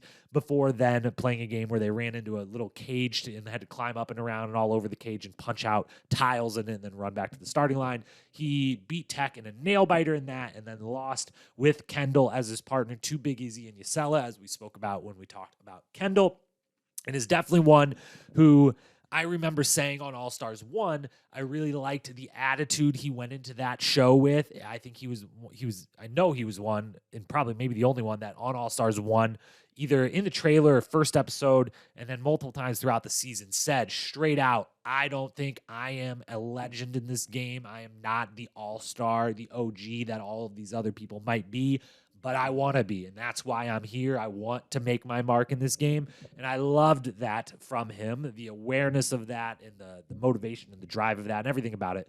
I've always been a big Nehemiah guy. Again, I have a big affection for Real World Austin, something not shared by others in the world of the challenge who, again, all hate the Real World Austin. Nehemiah dealt with some of that himself and also dealt with just kind of somewhat to his own accord, but a lot just kind of got pigeonholed at it as it, and then became it because of it. It was like the kind of aloof, like outsider, like kind of isolated one, introvert on Duel, especially on Duel, and then Duel 2 as well. And it was kind of like, like self-fulfilling thing where everyone else just kind of said it, and then it kind of just put him on the outside. And then, you know, he wasn't a part of any of the big alliances or big friend groups or anything. It wasn't really totally on him. And yeah, so that's Nehemiah. Definitely, just if I were to just judge, just looking at all of these people, their level of physical fitness at this point of their lives, Nehemiah is one who looks just as much the athlete as he would have been a decade ago when he was on Duel or Gauntlet or whatever. Looks like he's staying in shape. He's one that's stayed kind of in the sphere of the challenge ecosystem without even being totally involved with it, because he's worked a bunch of times with Wes on different non-challenge projects. Nehemiah does a bunch of video work and editing, and is very, very talented and skilled in that world. And a bunch of some of the projects Wes has done, Nehemiah has been the production crew essentially behind those. So at least for me, who kind of keeps up with Wes's doings outside of the show, I've always kind of had, in a way, some keeping up with what Nehemiah is doing because of that. So that's Nehemiah. He's coming back in, and as we talked about in the trailer breakdown, is certainly the guy, you know, does the toast. Being one that they're bringing back, was featured pretty heavily in the trailer, was featured pretty heavily while he was there on All Stars 1. And if anything, it seems like the show maybe is trying to latch on to some of the people age-wise that are kind of in the middle tier of who they're bringing back onto the show, to try to like restoke the flame. Be like, we could get, if we're going to do 20 seasons of All Stars, we could get 8 seasons out of a Nehemiah because of where the age is, where he's at his life, what his interests are. So it seems like they're kind of putting him forward as one of the faces of the franchise of All Stars, and it was great. It's a great pick for that. So that is Nehemiah. On to Ryan Kehoe. Ryan coming back originally from Fresh Meat. Did 5 seasons of the challenge, starting with Fresh Meat, then Gauntlet 3, Island, Duel 2, Fresh Meat 2, 5 daily challenge wins out of 29 tries, 17% win clip, 3 and 4 in eliminations overall, 1 finals made. That was on the Island, and did not get the title on that. No championships, no money won, 0 disqualifications. This is another person who very much personifies this all-star moniker to me. Not the person who won the most, but a person who made their mark on the show and who was fantastic to have on the show all 5 times he appeared. He was great, and he was a value add to the program every single time. My biggest compliment of Ryan is that I really, really enjoy his kind of humor and sarcasm that he had, or at least had, probably still has, hopefully still has, in the confessional room, and kind of just telling it very much like it is, and being the very kind of realistic voice in a house that sometimes has a lot of unrealistic things said about each other and about people saying about themselves. He was always very realistic and very sarcastic, and some of his comment was just great in the confessional room. I mentioned earlier, he and Melinda were partners on Fresh Meat, so he does come in not only with another person, I forget who we said was also a Fresh Meat alum, Casey. So has her there that she was, but also has partner Melinda from that season there. So he's got some connections for sure. And most recently, he was a big part of one of my other, I mentioned Duel 2, maybe my favorite season ever. One of the seasons competing with it for that title of personal favorite season is Fresh Meat 2. Back-to-back, or not quite back-to-back seasons. Back-to-back, no, Ruins was between them. But both amazing seasons. Fresh Meat 2, Ryan's last season, where he nearly made another final. He was kind of the adult in the room the whole season. He was partnered with Teresa. They played a super duper smart political game, kind of played the middle, picked and choose side. That season was a big, Kenny versus Wes war, Kenny versus Evelyn war, more or less in the end, but Kenny versus Wes / Evelyn. And Ryan played perfect political game right in the middle. And then at the end, it came down to he and Jen had both played a similar game the whole time to each other, and they both agreed to go in versus each other in the last elimination, where he and Teresa lost. So almost made that final, but he has a good political game. He has a really great social game. People love this guy for good reason, and is one that always did a little better than what the expectation of the rest of the house maybe had for him in the physical side of things. And I think is definitely one to look out for on this season of All Stars 2. As with every single other person pretty much coming back, no idea what they've actually been up to, what they're capable of nowadays physically. So can't even really go off what they put on tape way back when. But very excited to have Ryan back. Think he's going to be, if I had to put odds on who are going to be kind of the standout, who's going to have the star turns on All Stars 2, I feel like he is one of those that people are going to be like, man, I forgot how much I loved this person on the show, and he's going to stand out right away. So that is Ryan. Then we come to Sophia. Sophia comes to us from Road Rules The Quest. She did one season of the challenge. That was Battle of the Sexes 2, where her and her female team won 3 out of the 15 daily challenges, 20% win rate, no eliminations faced. There was not eliminations on that one season that she was on. Did make the final. They did not win any money, was not disqualified. And that's all I have for you on Sophia, because Battle of the Sexes 2 is not a season I revisited pretty much at all in the last 2 or 3 years as I've been going back through a lot of the seasons. It's actually one of the only ones I skipped at the beginning of the pandemic. I started with The Gauntlet season 7 and watched almost every single season, and one of, I think, maybe 2 seasons I skipped was Battle of the Sexes 2. It just wasn't that great of a season. The conceit just didn't really work. And because of that, and that being the only season that Sophia was on, and also having no memory of Road Rules The Quest because it was from like 1997 or something before I was watching MTV, I don't really have anything for you other than the next person we're going to talk about, Steve, is also from Road Rules The Quest. So she at least knows someone going way, way back with someone. So she's got that. We'll see what she's got. Who knows? Maybe she could be one of those that only did the one season way back, and I'm just not remembering it, had a star turn then, and maybe we'll have a star turn now. So that is Sophia. And as just previously mentioned, next up is Steve Meinke. Sorry if I'm pronouncing your last name wrong there, Steve. But Steve, as well as what Sophia was from Road Rules The Quest originally, and also only did one season of the challenge. That was The Gauntlet, where his team was dominant while he was there. 6 out of 8 daily challenges, won 75% win rate.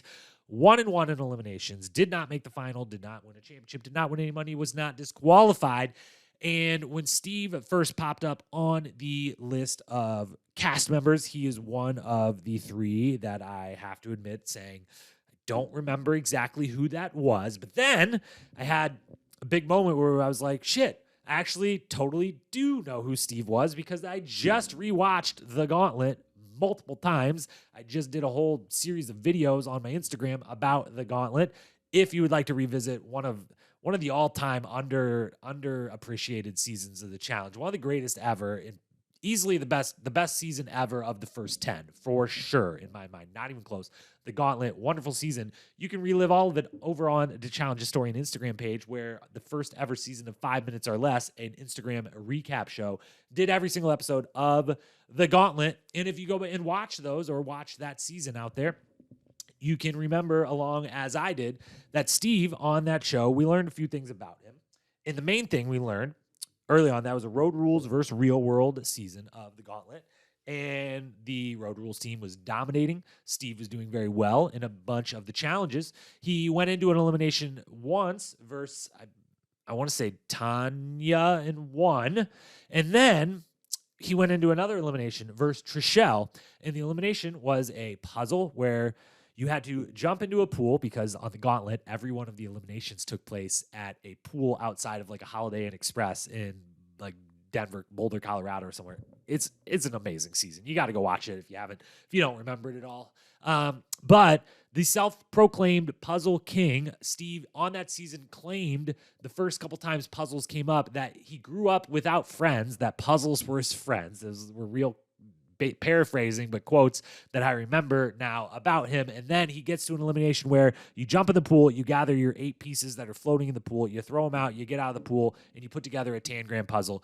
And he goes in feeling super duper confident, going against Trishelle, who's got a busted up eye. She had just had this horrible bike accident like a week before, and Trishelle smokes him. He can't get the 10-gram done quickly. She flies right through it, gets it, and he goes home. So Puzzle King back then that lost pretty epically in a pure puzzle 10-gram elimination. That was Steve's time on the challenge. He definitely, the other reason when I saw his name in the picture with it, looks a bit different these days and looks like athletics is a bigger part of his life now than it was then. So fascinated to see where Steve's journey on All-Stars 2 go. Goes. Those are the words I meant to say. One of them was correct. That's Steve. Let's move on to our next person. 3 left, and they're all great ones. First of those 3 is Tech Holmes. Tech is back for, as mentioned earlier, his second season of All-Stars, making him, alongside Kendall, the 2 first people ever to do more seasons of All-Stars than they did of the regular show, The Challenge. He is from Real World Hawaii. Iconically, we talked at length last season on the preview about his season in Real World Hawaii. He and Ruthie being absolute blast on that and interesting on that show. Both coming into All-Stars 1, both doing great. Tech was amazing on All-Stars 1. He lost, as previously mentioned, to Nehemiah in the elimination where TJ just horrifyingly made them eat those peppers for no reason right before they did the actual elimination. But while he was on All-Stars 1, he was great. That one season of the challenge he did was Challenge 2000, 3 out of 8 on daily challenges, never went into an elimination, made the final, did not win, won $6,830. And these days, very embedded in the challenge world once again, from being on All-Stars 1, but also he and Cyrus are good buds outside the show. At least it seems. Their social media would say that it seems. And in some of the recent events Cyrus has been hosting and other kind of reality TV personality-based events that have been going on. Tech's been DJing at a bunch of them. The man's always dressed extremely well. He's always saying something funny or witty or entertaining. He's just a blast to have. He was one of those that definitely was along. I mean, he and Kendall have a lot of parallels for me on, not just the whole, they've done 2 All-Stars now versus 1 season, but came into All-Stars 1 and it was like, oh, who is this person again? I kind of forgot. Oh yeah, that person was really cool like 20 years ago, but we barely saw any of them. And then boom, they're stars. They're made for this. They should have been on 20 seasons of the show.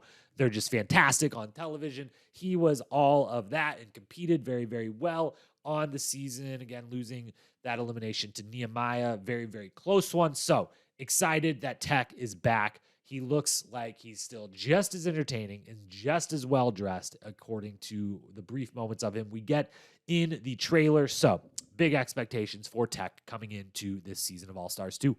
And now we've got the final 2. I alluded early on that I did this in alphabetical order for mostly because it made for the last 2 people being the 2 people I am the most excited to have back on my television screen. I'm excited for a lot of people. I've kind of pretty obviously called out those that I'm a little more than others for throughout this one-by-one breakdown. But these last 2 are definitely, this is the gal and the guy that I am the most excited to see back on my screen. And we start with the female I am most excited for their return on All-Stars 2, and that is Tina. Tina is back. OG, legend, unbelievable, first ballot Hall of Famer of the show, even without any championships to her name. First ballot Hall of Famer. Tina, originally from Road Rules South Pacific. She did 5 seasons of the challenge. Gauntlet, Sexes 2, Inferno 2, Fresh Meat, and Duel. Battle of the Sexes 2, I realized as I was saying that it doesn't look that weird when I type it, but it kind of looks weird when I say it like that. Just trying to shorten all of them. Gauntlet, Battle of the Sexes 2, Inferno 2, Fresh Meat, Duel. Those were the seasons. Tina did 13 daily challenge wins out of 52 tries. That's a 25% win rate. 3-1 in eliminations. 2 finals made. That would have been on Inferno 2 and Fresh Meat. 0 championships, 0 money won, 1 disqualification, a very famous one for punching Beth in the face on Duel. There was a bunch of rumors about getting Tina and Beth both on this season or potentially both on next season, All-Stars 3. Who knows if that'll happen? That would have been great to see, but Beth was filming, is currently on television again for Real World Homecoming Los Angeles. So no reunion for the 2 of them, but a reunion for us and Tina, who we last saw competing on the Duel, but we actually last saw in the challenge world on Cutthroat, where she came in as a mercenary alongside CT. Everyone remembers this because this is the Johnny backpack the bananas backpack moment for CT, but Tina was there. Tina got to witness that in person because she was the female mercenary in that episode and in that elimination. So we saw her a little more recently than the last time we saw her as a full-on competitor and cast member on Duel, where she did get DQ'd for that punch that it said immediately right afterwards directly to TJ was absolutely worth every dollar that she just threw down the drain. Her probably greatest season she ever had was Fresh Meat, where she was partnered with Kenny and was just, for once, thankfully, made up for all the times that guys have been complete pieces of shit to their female partners in the history of the challenge. Tina gave it to Kenny throughout that season, really held him to an extremely high standard and just kind of treated him as like, you're my workhorse. I picked you because you're this big, strong dude here and you're going to get me a win right now. You have to, you better. Let's go. And they do very well throughout that entire season. They win some eliminations. They get to the finals. They get second place to Darrell and Aviv, but an amazing season. She really dominates that season in a lot of ways. And the only person who maybe you could say dominated Fresh Meat more than Tina is the other person who I would say, along with Tina, way back before it was a positive thing to say that someone was a bad bitch. Nowadays, like for the most part, depending the context you're using it in, if I say, Tina's a bad bitch, people would take that as like a compliment, a good thing. Back in the day when she actually was on our television screens being one of the original bad bitches, along with Coral, who I would say Coral and Tina were kind of the OG, just badass women of this show who came in and didn't take shit from anyone and were ready to get physical and down and dirty in the games and the eliminations and just were having the time of their lives on these shows and were just amazing characters. Coral and her were kind of the two OGs of that for me, and Coral was the other person on Fresh Meat that before being DQ'd for injury was also kind of dominating that season. Fresh Meat, unbelievable season. Fresh Meat and Duel, the two tandem seasons that just are above all the other ones as far as actual kind of franchises within the franchises go. Both Fresh Meat seasons are truly amazing. Both Duel seasons are pretty amazing.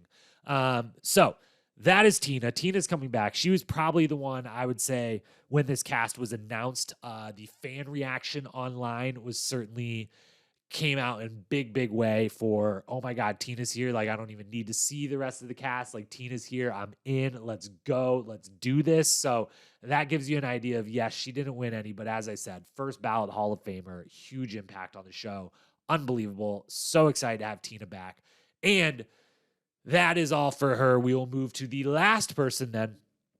The final 24th contestant here is the person, even over Tina, I am the most excited for. But along with Tina on the female side, we've got Tyler on the male side as the most, for me personally, most anticipated return on the male side. The person I am most excited to see, Tyler Duckworth from originally Real World Key West, 4 seasons of the challenge under his belt. That would be the Duel, Gauntlet 3, Cutthroat, and Rivals. He has 5 daily challenge wins out of 24 tries. He's 4-2 in eliminations.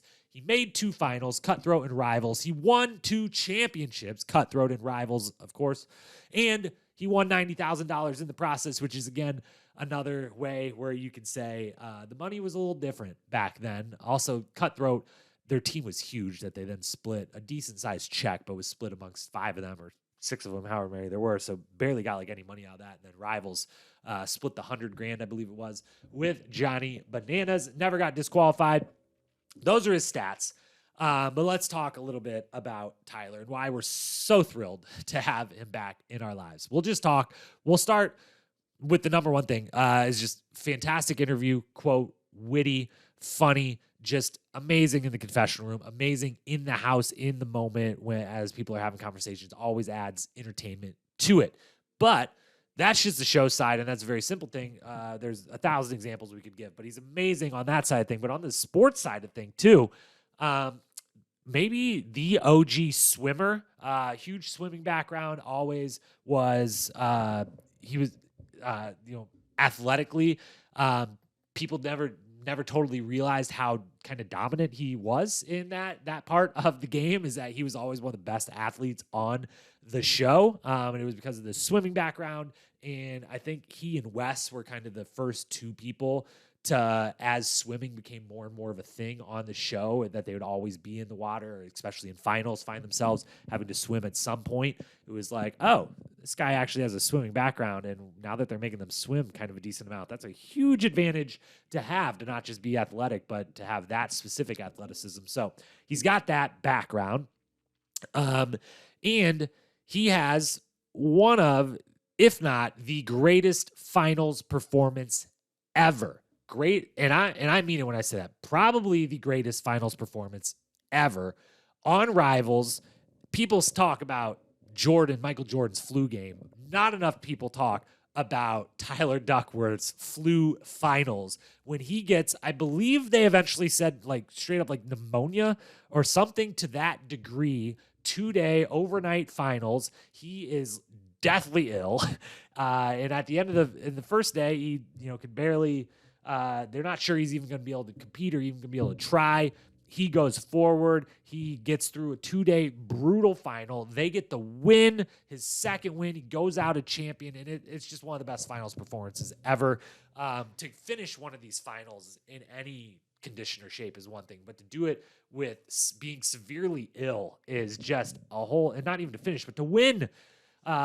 Just amazing. He and Bananas, his partner that season, had the very famous final elimination before the final, Bananas and Tyler versus CT and Adam in the kind of the hall brawl-esque. There was an X dug in the ground, and you had to run from one side back and forth to move 5 balls from one side to the other, and you would run into each other in the middle, and they won just barely. Beat Adam and CT, who were their kind of one of their biggest competitors the whole season long. On the male side of that season, Rivals is an unbelievable season in its own right. He also was the other part. We got a lot of the parts of the infamous Bananas backpack that weren't actually CT or Bananas in this one, because the other one that had to face CT in that infamous elimination is Tyler on Cutthroat, where he got his first title on the red team, who dominated that whole season. And Tyler kind of famously on that season was called out throughout it by Bananas, jokingly at first, but then legitimately once he eventually lost. Tyler's strategy the whole time was he was just eating and eating and eating the whole season. And he was like gaining some weight throughout his time in the house, and it paid off in a huge way when it came down to the backpack challenge versus CT. And he was like, well, I ain't stronger than CT, but like I weigh as much as him, and I can actually hold my own and kind of hold him still for a little bit here and win this challenge versus Bananas. Just an amazing run, 2 championships in 4 seasons. He also kind of famously to me, because it's interesting, of not only being tied to Bananas for that Rivals win and for being from the real world Key West, which we didn't say when we talked about Janelle earlier, is by far and away, and yes, because Bananas stats count in it, but even if Bananas stats were cut in half, they might be the far and away winner of the most decorated cast ever in the challenge, as far as like one cast from a show that came into the challenge and did everything, because Tyler has 2 championships, Paula has 2 titles, Johnny obviously has his 7. They have a bunch of finals between them, a bunch of money, a bunch of daily challenge wins between them, all of that. So from one of the most decorated casts ever to come into the challenge house. But he also was the one who first season, the duel, first elimination, he versus Johnny, where Johnny just incredibly, they have to play the game where they have to bet each other how many watermelons they can lift in a big grate, and they have to hold whoever calls out the other one on their bet eventually has to hold it up for 5 seconds, and Johnny like bets and makes Tyler lift up like 12 watermelons or something. He's like, sure, and doesn't, kicks him off. It was just a big moment. The guy who went on to potentially be the GOAT loses his first ever elimination to his real world cast member, Tyler. Tyler, first ballot Hall of Famer, no doubt about it. True OG, true all-star, and I am so thrilled to have him back. And with that, that is the 24th and final person. That is our cast breakdown. I know that took a long time, but there's 24 of them. They all deserved at least a moment of our time. many of them much more, and I can't wait to get much more with all 24 of them when this season starts. So, cast breakdown done. Let's now move into talking briefly. We don't know a lot, but we know a little bit about the location, the host, and the format. Let's touch on that and then dive into our preview and predictions for the season. All right, let's talk about the very little bit that we know about our host, our format, our location, all the accoutrement of the All-Stars 2 season here. Obviously, the host will start there, and it's an easy and quick one. Our host is TJ Lavin, as it should be, as every challenge should be, whatever version of the challenge it is. If you want it to be a good one, TJ Lavin's your host. He's the best in the business. Give him all of the awards. You know our stance on TJ at this point. I think he's over there on the wall. There's my guy, TJ, right over there. So he's the best in the biz. My only question with him is just going to be with All-Stars 1. TJ has fun on the regular challenge for sure. He has fun everywhere in life. That's why he's such an inspiration. What an amazing guy TJ Lavin is. But on All-Stars 1, he was having the most fun. He was giddy. Like he was acting as if it was trivia every single week. What we see from him at every season of the challenge at trivia, a 10 out of 10 TJ having the best time. That was what we were getting episode after episode on All-Stars. He clearly loved everything about it. Will he have that same level of enthusiasm? I would say that I bet so, and I hope so. And I'm just happy that TJ's happy, and that makes me happy. So that's your host. As for the format, not much out there. Again, we here at Challenge Historian, we avoid all spoilers, which I'll say a couple times here in the next few minutes as we talk about both this format and eventually some predictions and power rankings. We avoid. I know it's out there on the internet. You could probably, if you really wanted to find out who wins already, you could find out who beats who in eliminations. All this info eventually leaks before the seasons, during the seasons, and whatnot. But we avoid all of that. So all we know is what we saw basically in the trailer and from what was last season and what's kind of been announced, to which I haven't watched every single one of. They put out a lot of videos on the Challenge Instagram account. I haven't watched every single one, so maybe they've leaked something within those that I would count as, that's proper MTV Challenge channels that is allowed information in my book. But I doubt they have. So as far as the format, we don't know anything about it. The trailer, though, clearly on the daily challenge side, or what I assume are daily challenges happening, I could be wrong in them, we're seeing both individual, pairs, and teams. There's at least one moment where there are a bunch of people working together to put together a big old puzzle. There was, definitely clearly a trivia challenge of them over water. I assume that's Katie at the end of the trailer begging not to fall into the water was a trivia challenge. So it seems like we're going to get a mixture of types of daily challenge, and it seemed, although they were very, very quick, it seemed to be the glimpses of the arena, as I'm going to call it, assuming they call it that again after the first season. They called the elimination area the arena, was maybe it'll be something different since it is different location, different everything. But the eliminations look to be singles and pairs, both which would follow very much the format of All-Stars 1, where partway through the season, they went from single-person eliminations, alternating guy-girl weeks, to a pairs elimination to get rid of some folks faster, all part of this much more consolidated, quick timeline. We get 10 episodes of this. I assume, again, have no idea, but there's 24 people, and I'm going to guess that they're trying to get a 10-person final, same as they did on All-Stars 1. I'm basically assuming the whole thing is basically just a complete redux of All-Stars 1, that everything is, format-wise, is basically the exact same. Maybe they'll have a lifesaver, maybe they won't, maybe there'll be some different twist than the lifesaver to have one little tiny twist of something in there. But otherwise, I'm assuming it's going to be a very straightforward free agents style season where they're playing as individuals. Sometime the daily challenges will be teams or pairs or full-on individual, and the winner will get to pick someone to go in, and the rest of the people will vote on someone else. And they start as single-person eliminations to keep as much of the cast around, and then when they need to speed up, they move to double-person, whether that will mean 2 people voted in, 1 person voted in, and they get to pick their partner the way they did on All-Stars 1. Who knows? But it seems like we'll get essentially the way All-Stars 1 was kind of a shortened free agents style season, that this will also be under that same same parameters, and that makes me very happy. That's honestly my favorite. I mean, Free Agents is one of my favorite seasons ever, but it's also one of just my favorite formats ever.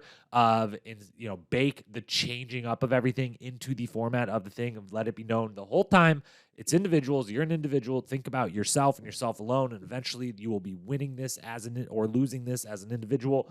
But along the way, you might have to, because we got to have fun, interesting daily challenges. You might work as a team. You might work as a pair. You might be an individual, but your stake in the game is based on you and you alone.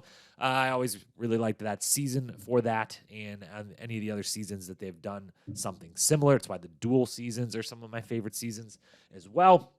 And it's why All-Stars was so great. I thought it really worked well with that format, and it looks like we're going to get pretty much the same thing, which I am all for.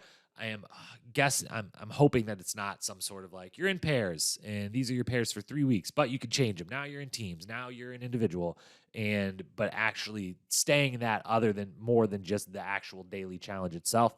One of the things everyone clamors for All-Stars over the regular show is definitely the clarity in the format, the more simplicity in the format. So hopefully I would assume they clearly knew that with Free Agents 1, with All-Stars 1, and they're not going to mess with that formula at all for All-Stars 2, and we'll just kind of maybe have this like static formula. This is the format of All-Stars. This is what you are playing. This is what you are coming to play every single time.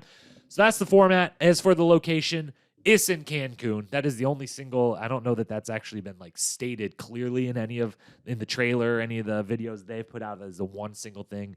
I was willing to kind of very carefully do a quick search of on the internet and confirm without seeing any other spoilers or anything. But they're in Cancun, Mexico, which we've mentioned multiple times, with 3 real-world Cancun alumni on this season of All-Stars.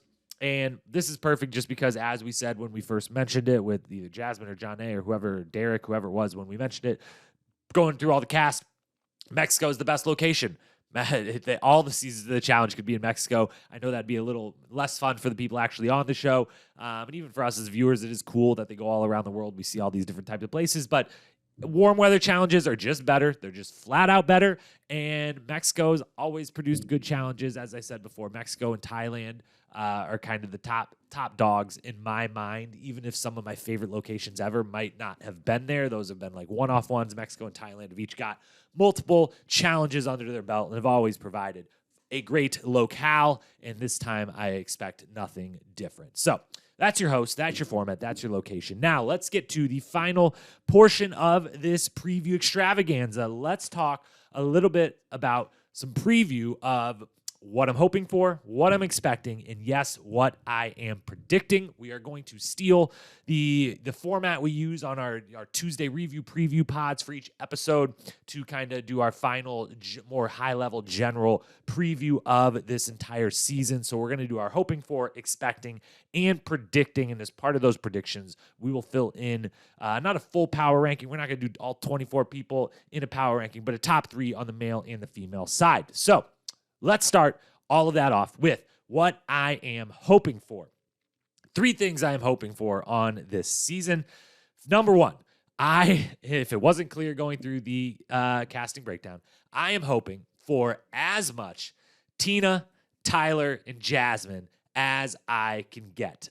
Those 3, among a lot of the people that I am very excited to see back on our screens here, those 3 are probably the 3 that maybe excite me the most when I saw their names and thought about what it would be like to have them back in the challenge universe, back in the fold on an all-star season.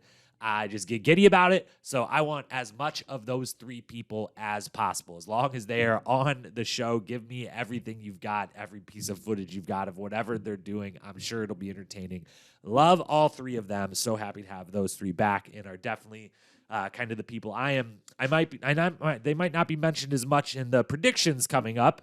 But as far as who I'm rooting for, if I allow my biases to come through, I would love nothing more than to see Tina, Tyler, and Jasmine, all 3 in a final on this season. Second thing I am hoping for is, regardless of if it's one of those 3 people or anyone else, 1 or 2 standout stars of All-Stars. I would love I really liked last season that there was a couple people. Tech early on, Kendall kind of the first whole 2/3 of the season. Janae definitely had a little bit of a star turn moment on All Stars 1. I really enjoyed that, they keep the cast a little smaller on these than the regular show for many different reasons, but I really enjoyed it that a few people did kind of stand out and really got to like, it wasn't just like, hey, let's really try to divide this up amongst everyone. Let's do kind of the where are they now with every single person and be real egalitarian about it and not really dive on any one specific person. So I hope there is kind of one or two standout stars that can become kind of, they're all stars, but they're all on the show. But then, if they're going to just have season after season after season of this, I would love for each season to kind of have some standout people. So I'm hoping there's one or two people that are just real clear, standout, awesome, amazing, iconic seasons that are the stars of All Stars. Third thing I am hoping for, and final thing that I'm hoping for, is this is pretty mean of me. Some would say it's borderline sadistic of me, but I think it would be hilarious. Last season, first episode of All Stars 1, they made Latarian and Ace, who had to go in and do a pole wrestle, and it was freaking brutal. It was difficult to watch at times, as pole wrestle can be, no matter who is doing it. It was very physical, very brutal, and it was also amazing television. And I know that those two people maybe didn't think it was so amazing that actually had to get in there and do it. I know it might be a little more, even more dangerous at the age of these participants than it is even at the age. Still great danger that they put the regular show, that cast in when they make them do eliminations and challenges of that nature. But I've got to be honest to myself, and I've got to say it. I want to see these people in football pads. I want to see them bring a hall brawl to the Challenge All-Stars. Do I think they will do it? No. I think they know how incredibly lucky they are that they continue to get away with doing hall brawl on the regular challenge season, which I love. I'm a fan of. I'm a big proponent of continue to do it. I'm just kind of amazed that in 2021 we're still for liability purposes, they haven't had to remove that specific game. So while you still get to do it, for as long as you get to do it, bring it to All Stars. It's a staple of the challenge, and I just think it would be hilarious and would be fascinating. Just the reaction shots of all of the people walking into the elimination arena, ring, whatever it's called this season, and seeing the hall in the middle. I would just watch, literally, if you put out like a 30 to 60 second clip of the people walking in, and as they turn a corner and see the hall, everyone's face one after the other, I would pay money just for that little short clip. So that's what I'm hoping for, what I am expecting on this season. I'm expecting, as I kind of mentioned when discussing the format, I'm fully expecting just All Stars 1 done all over again. No changes. If anything changed, just leaning even harder into the classic challenge-related dailies, eliminations, themes, and silliness. I expect there to be another daily challenge where they brought back last season on All Stars 1. They did the, hey, you've got to melt this block of ice. You can pee on it. You can have fake sex against it. You could use one other person and rub them back and forth on it. You can spit on it. You can kick it. You can do whatever you want. But get silly, make noises. We're going to make a bunch of sexual puns. We're going to laugh at how absurd all of this is. I bet there's going to be a challenge like that. I would assume, trivia, obviously it was even very clearly in the trailer. I think we're going to get even more than last season, where they started off very quickly with like, hey, we're doing classic eliminations. You're going to know all these eliminations, and you're going to kind of know most of these daily challenges, and then they kind of ebbed and flowed how much of that they were doing. I think this one they're going to lean even harder into, like, every one of the daily challenges is one you've seen before or very clearly inspired by something you've seen before, and every one of these eliminations is something you have seen not just once but multiple times, or maybe was a very random one but you saw it once and it was an iconic one for this reason or that reason, or who was in it or what happened. So I expect All Stars 1 just done all over again, not to change anything about it because it worked so damn well the first time. And if anything, just to dial it up even further. If All Stars 1 was like an 8 out of 10 on the let's just pound them with classic challenge goodness, this one will be a 9 or a 10. They're just going to keep turning that dial up and up. The second and final thing I am expecting is I will say I am expecting there to be a pretty clear divide right away in the, I don't know what the nicest, most politically correct way to say, the athletes and the non-athletes necessarily. I think they're, on the regular season of the challenge, there's always a pretty good divide amongst like who's actually like training for this shit and trying to do this shit. And it doesn't mean they're always going to be the ones that win or all make the finals or anything, but are just treating it a different way than others who might be there more for the show or the fun, or like have fun competing, but I ain't training like I'm a professional athlete. It's like some of you do. I think that divide's even bigger in the realm of all stars. And if we do a bunch of these seasons, I think there's going to be many of them where it's like very clear, like, oh, all right, these people are all in, their mid to late 30s and their 40s, some of them even crossing the 50 barrier or whatever.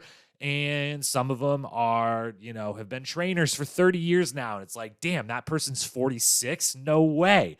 And there would be other people that are like, yeah, I barely jogged when I came on the show when I was 26. I'm 38 now. You think I care about going out for a 10-mile run? No, thank you, TJ. I think that gap is going to be pretty obvious right away. And whether that means, the people on one side or the other of that are going to be the ones that make it further in the game, I don't know. But I'm not saying that it would, but I think that divide, I'm expecting that divide to be pretty clear right away. Whether that matters in the politics of the house and the social game or not, or is even brought up, I think it will be very clear for us as viewers. So that's what I'm expecting. Now let's get to what I am predicting. And we'll do the power ranking actually after the predictions, but the power ranking will probably be pretty obvious you'll be able to fill a lot of it in based on the predictions. But for this season, when we do our recaps, when we've been doing, I believe we did it for All Stars 1, which was the first season we were doing podcast recaps here at Challenge Historian, and we've certainly been doing it obviously for Spy Lies and Allies, where we've added a prediction to our season-long predictions every single week. That has been a little more difficult to do the longer the season is gone. It would be easier with the 10-episode season, but I don't know that we're going to be doing that. But up front, I do want to put my name on the line, my prognosticator reputation on the line, and I'm not just going to give you one simple prediction. I am going to go all the way and tell you who will win, who will make the finals, and who will be the first to go home. Now, the only caveat to that is for the first to go home and who I believe will win, I am going to give you a male and a female name. Everything I just said about all the format and everything before, I do expect that there is going to maybe potentially only be one person that ultimately wins in the end, although part of me thinks they might move to a male and female winner, or maybe a pair winner somehow down the line on this season or future ones, just so they never have to worry about one person or one side dominating everything, or these people maybe not being as inclined to come back if they're like, all right, well, like, Brad trains way harder than this. And like, we're not going to beat him. Is he coming? Great. Well, like, I'm not going to beat him in a final. So like, I can't actually win the big money. I can only make whatever you pay me to come on the show. I think that could potentially be a problem down the line. So I think they might end up with both. So I'm going to say two people to win. So I know it's not quite as courageous of me to just say one single name, but because I think there's a chance that there might be two winners in this, and we just don't know that yet, I'm going to give you a male and a female winner. I'm going to tell you all 10 finalists. I expect there to be 10 people in the final, based purely on the fact there was 10 people in All-Stars 1 final, and that's kind of their magic number that they've come to in finals in the regular show and on All-Stars. So I'm going to tell you all 10 finalists, and I'm going to tell you the first to go home, and I don't know if a woman or a man will go home first or both at the same time, so I'm going to give you one of both on that. So here we go. Let's start with first to go home. I believe they will enter the house, and whatever shakes out, whoever's getting along right away again, whoever's excited to see each other again, whatever the first daily challenge is, how everything that goes, I believe that the first to go home are going to be Sophia and Steve. And I am basing this entirely on the fact, one, I think They will have the least amount of ties with anyone, with the least amount of time in, they both were one time challengers and on seasons with less cast members that were now going to be on this All-Stars cast, so less connections. I also like the idea of they both come from Road Rules The Quest, and so they know each other really well. And so if one of them were to come up as like, well, someone's got to go first, let's throw this person in, they might be like, oh, well, that person, like their best friend in the house, their closest alliance early on is if they're throwing Sophia, well, Steve is her closest alliance, or vice versa. And so I could just see the two of them being kind of an easy, not ruffle too many feathers early first one of like, let's go with them. So I predict the first to go home. I also predict they would then lose whatever that elimination is, I guess. So the first to go home, Sophia and Steve. Mark it down. 2 for 2 already. Nailed it. Let's talk finalists. I'm going to give you all 10. These are going to be the 10 finalists. And again, I will say, as I said a little bit ago, no spoilers here. I am not, when I go 10 for 10, when I nail this, absolutely nail all 10 of these names, I promise you, I did not look anything up. I avoid all that stuff. I hate all of that stuff. It ruins everything. I don't know why. I know some people feel differently. Some people that are out, doing independent podcasts like myself might even feel differently and kind of lean into that stuff to try to, shape what they want to talk about or whatever. I don't, because I want to watch and react with you. I am a giant fan of the show, the same way any of you listening are, and that is why I even do a podcast about it in the first place, is because I just love this stuff and I love talking about it. So no spoilers here, I promise you, but these are the 10 people who will make the finals because I'm just that good of a prognosticator when it comes to the challenge. So I'm going to assume they keep it even across the genders, and 5 guys and 5 girls will make it from, if 10 people make it. On the female side, I believe that Melinda, Janelle, Jasmine, Kendall, and Jody. Those are your 5 female finalists. Mark it down. Nailed it. Done. Those are your 5 finalists.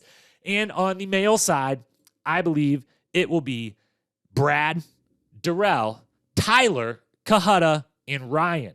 Mark those down. So Brad, Darrell, Tyler, Kahutta, Ryan, Jody, Kendall, Jasmine, Janelle, Melinda. Those are your 10 finalists. That is my prediction.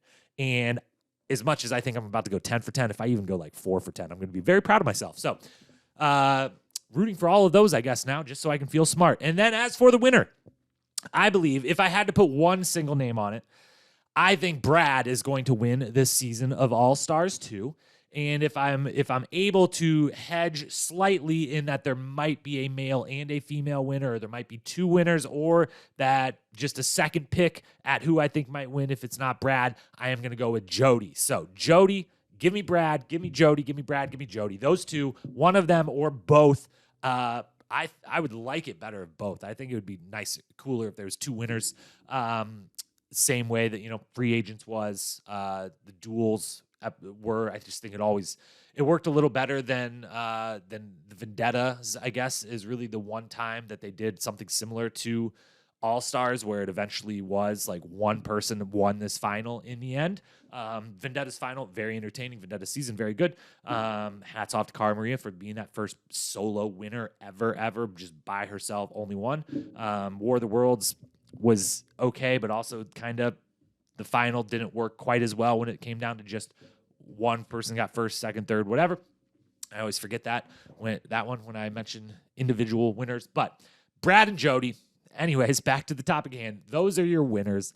Main reason is I just think athletically, they're going to be kind of at the top of the class in that way. I also think for Brad specifically, why I think if there's one single winner of this, I think it's going to be him, is I think there is something to be said of on the regular season of the show, and even more on All-Stars, is how bad does someone want to win versus how bad does someone just want to be on the show and have some fun and see some friends and everything. And I think Brad is coming on this desperate to win, which, by the way, that's a positive thing in my book. If I was going on the show, I would be desperate to win. And I think he wants to go on and win and really establish even more his name and legacy in this game. And so just I mean, looking at him, seems like, and following him a little on Instagram, dude's in great shape.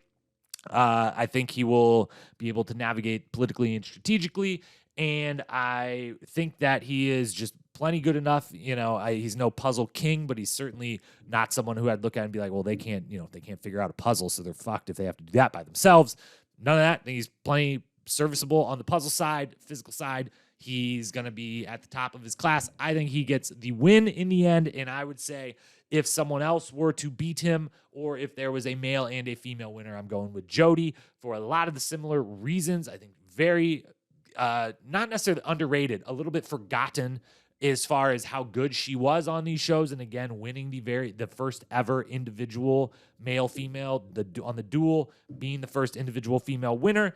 And who knows? I did not do any even social media deep dives on any of these folks really, other than the couple that I just happened to already follow. So don't know what kind of shape she's in or any of the ladies are in really, or pretty much any of the people on the show almost, other than like the 4 or 5 of them that I follow on my personal Instagram account outside of my Challenge Historian Instagram account, where I follow all of them, but I don't necessarily see everything, or they're not all posting their fitness regimens on there. But I think Brad and Jody are the winners. I think the finalists are Brad, Darrell, Tyler, Kahutta, Ryan, Jody, Kendall, Jasmine, Janelle, and Melinda. And I think the first to go home are Sophia and Steve. And that brings me to our power rankings going in. We will keep power rankings every single week of All-Stars. We're going to start for now with just 3 females, 3 males, and limited to that. We'll probably go to a list of 5 on each side, so that there's a little more room for movement and debate.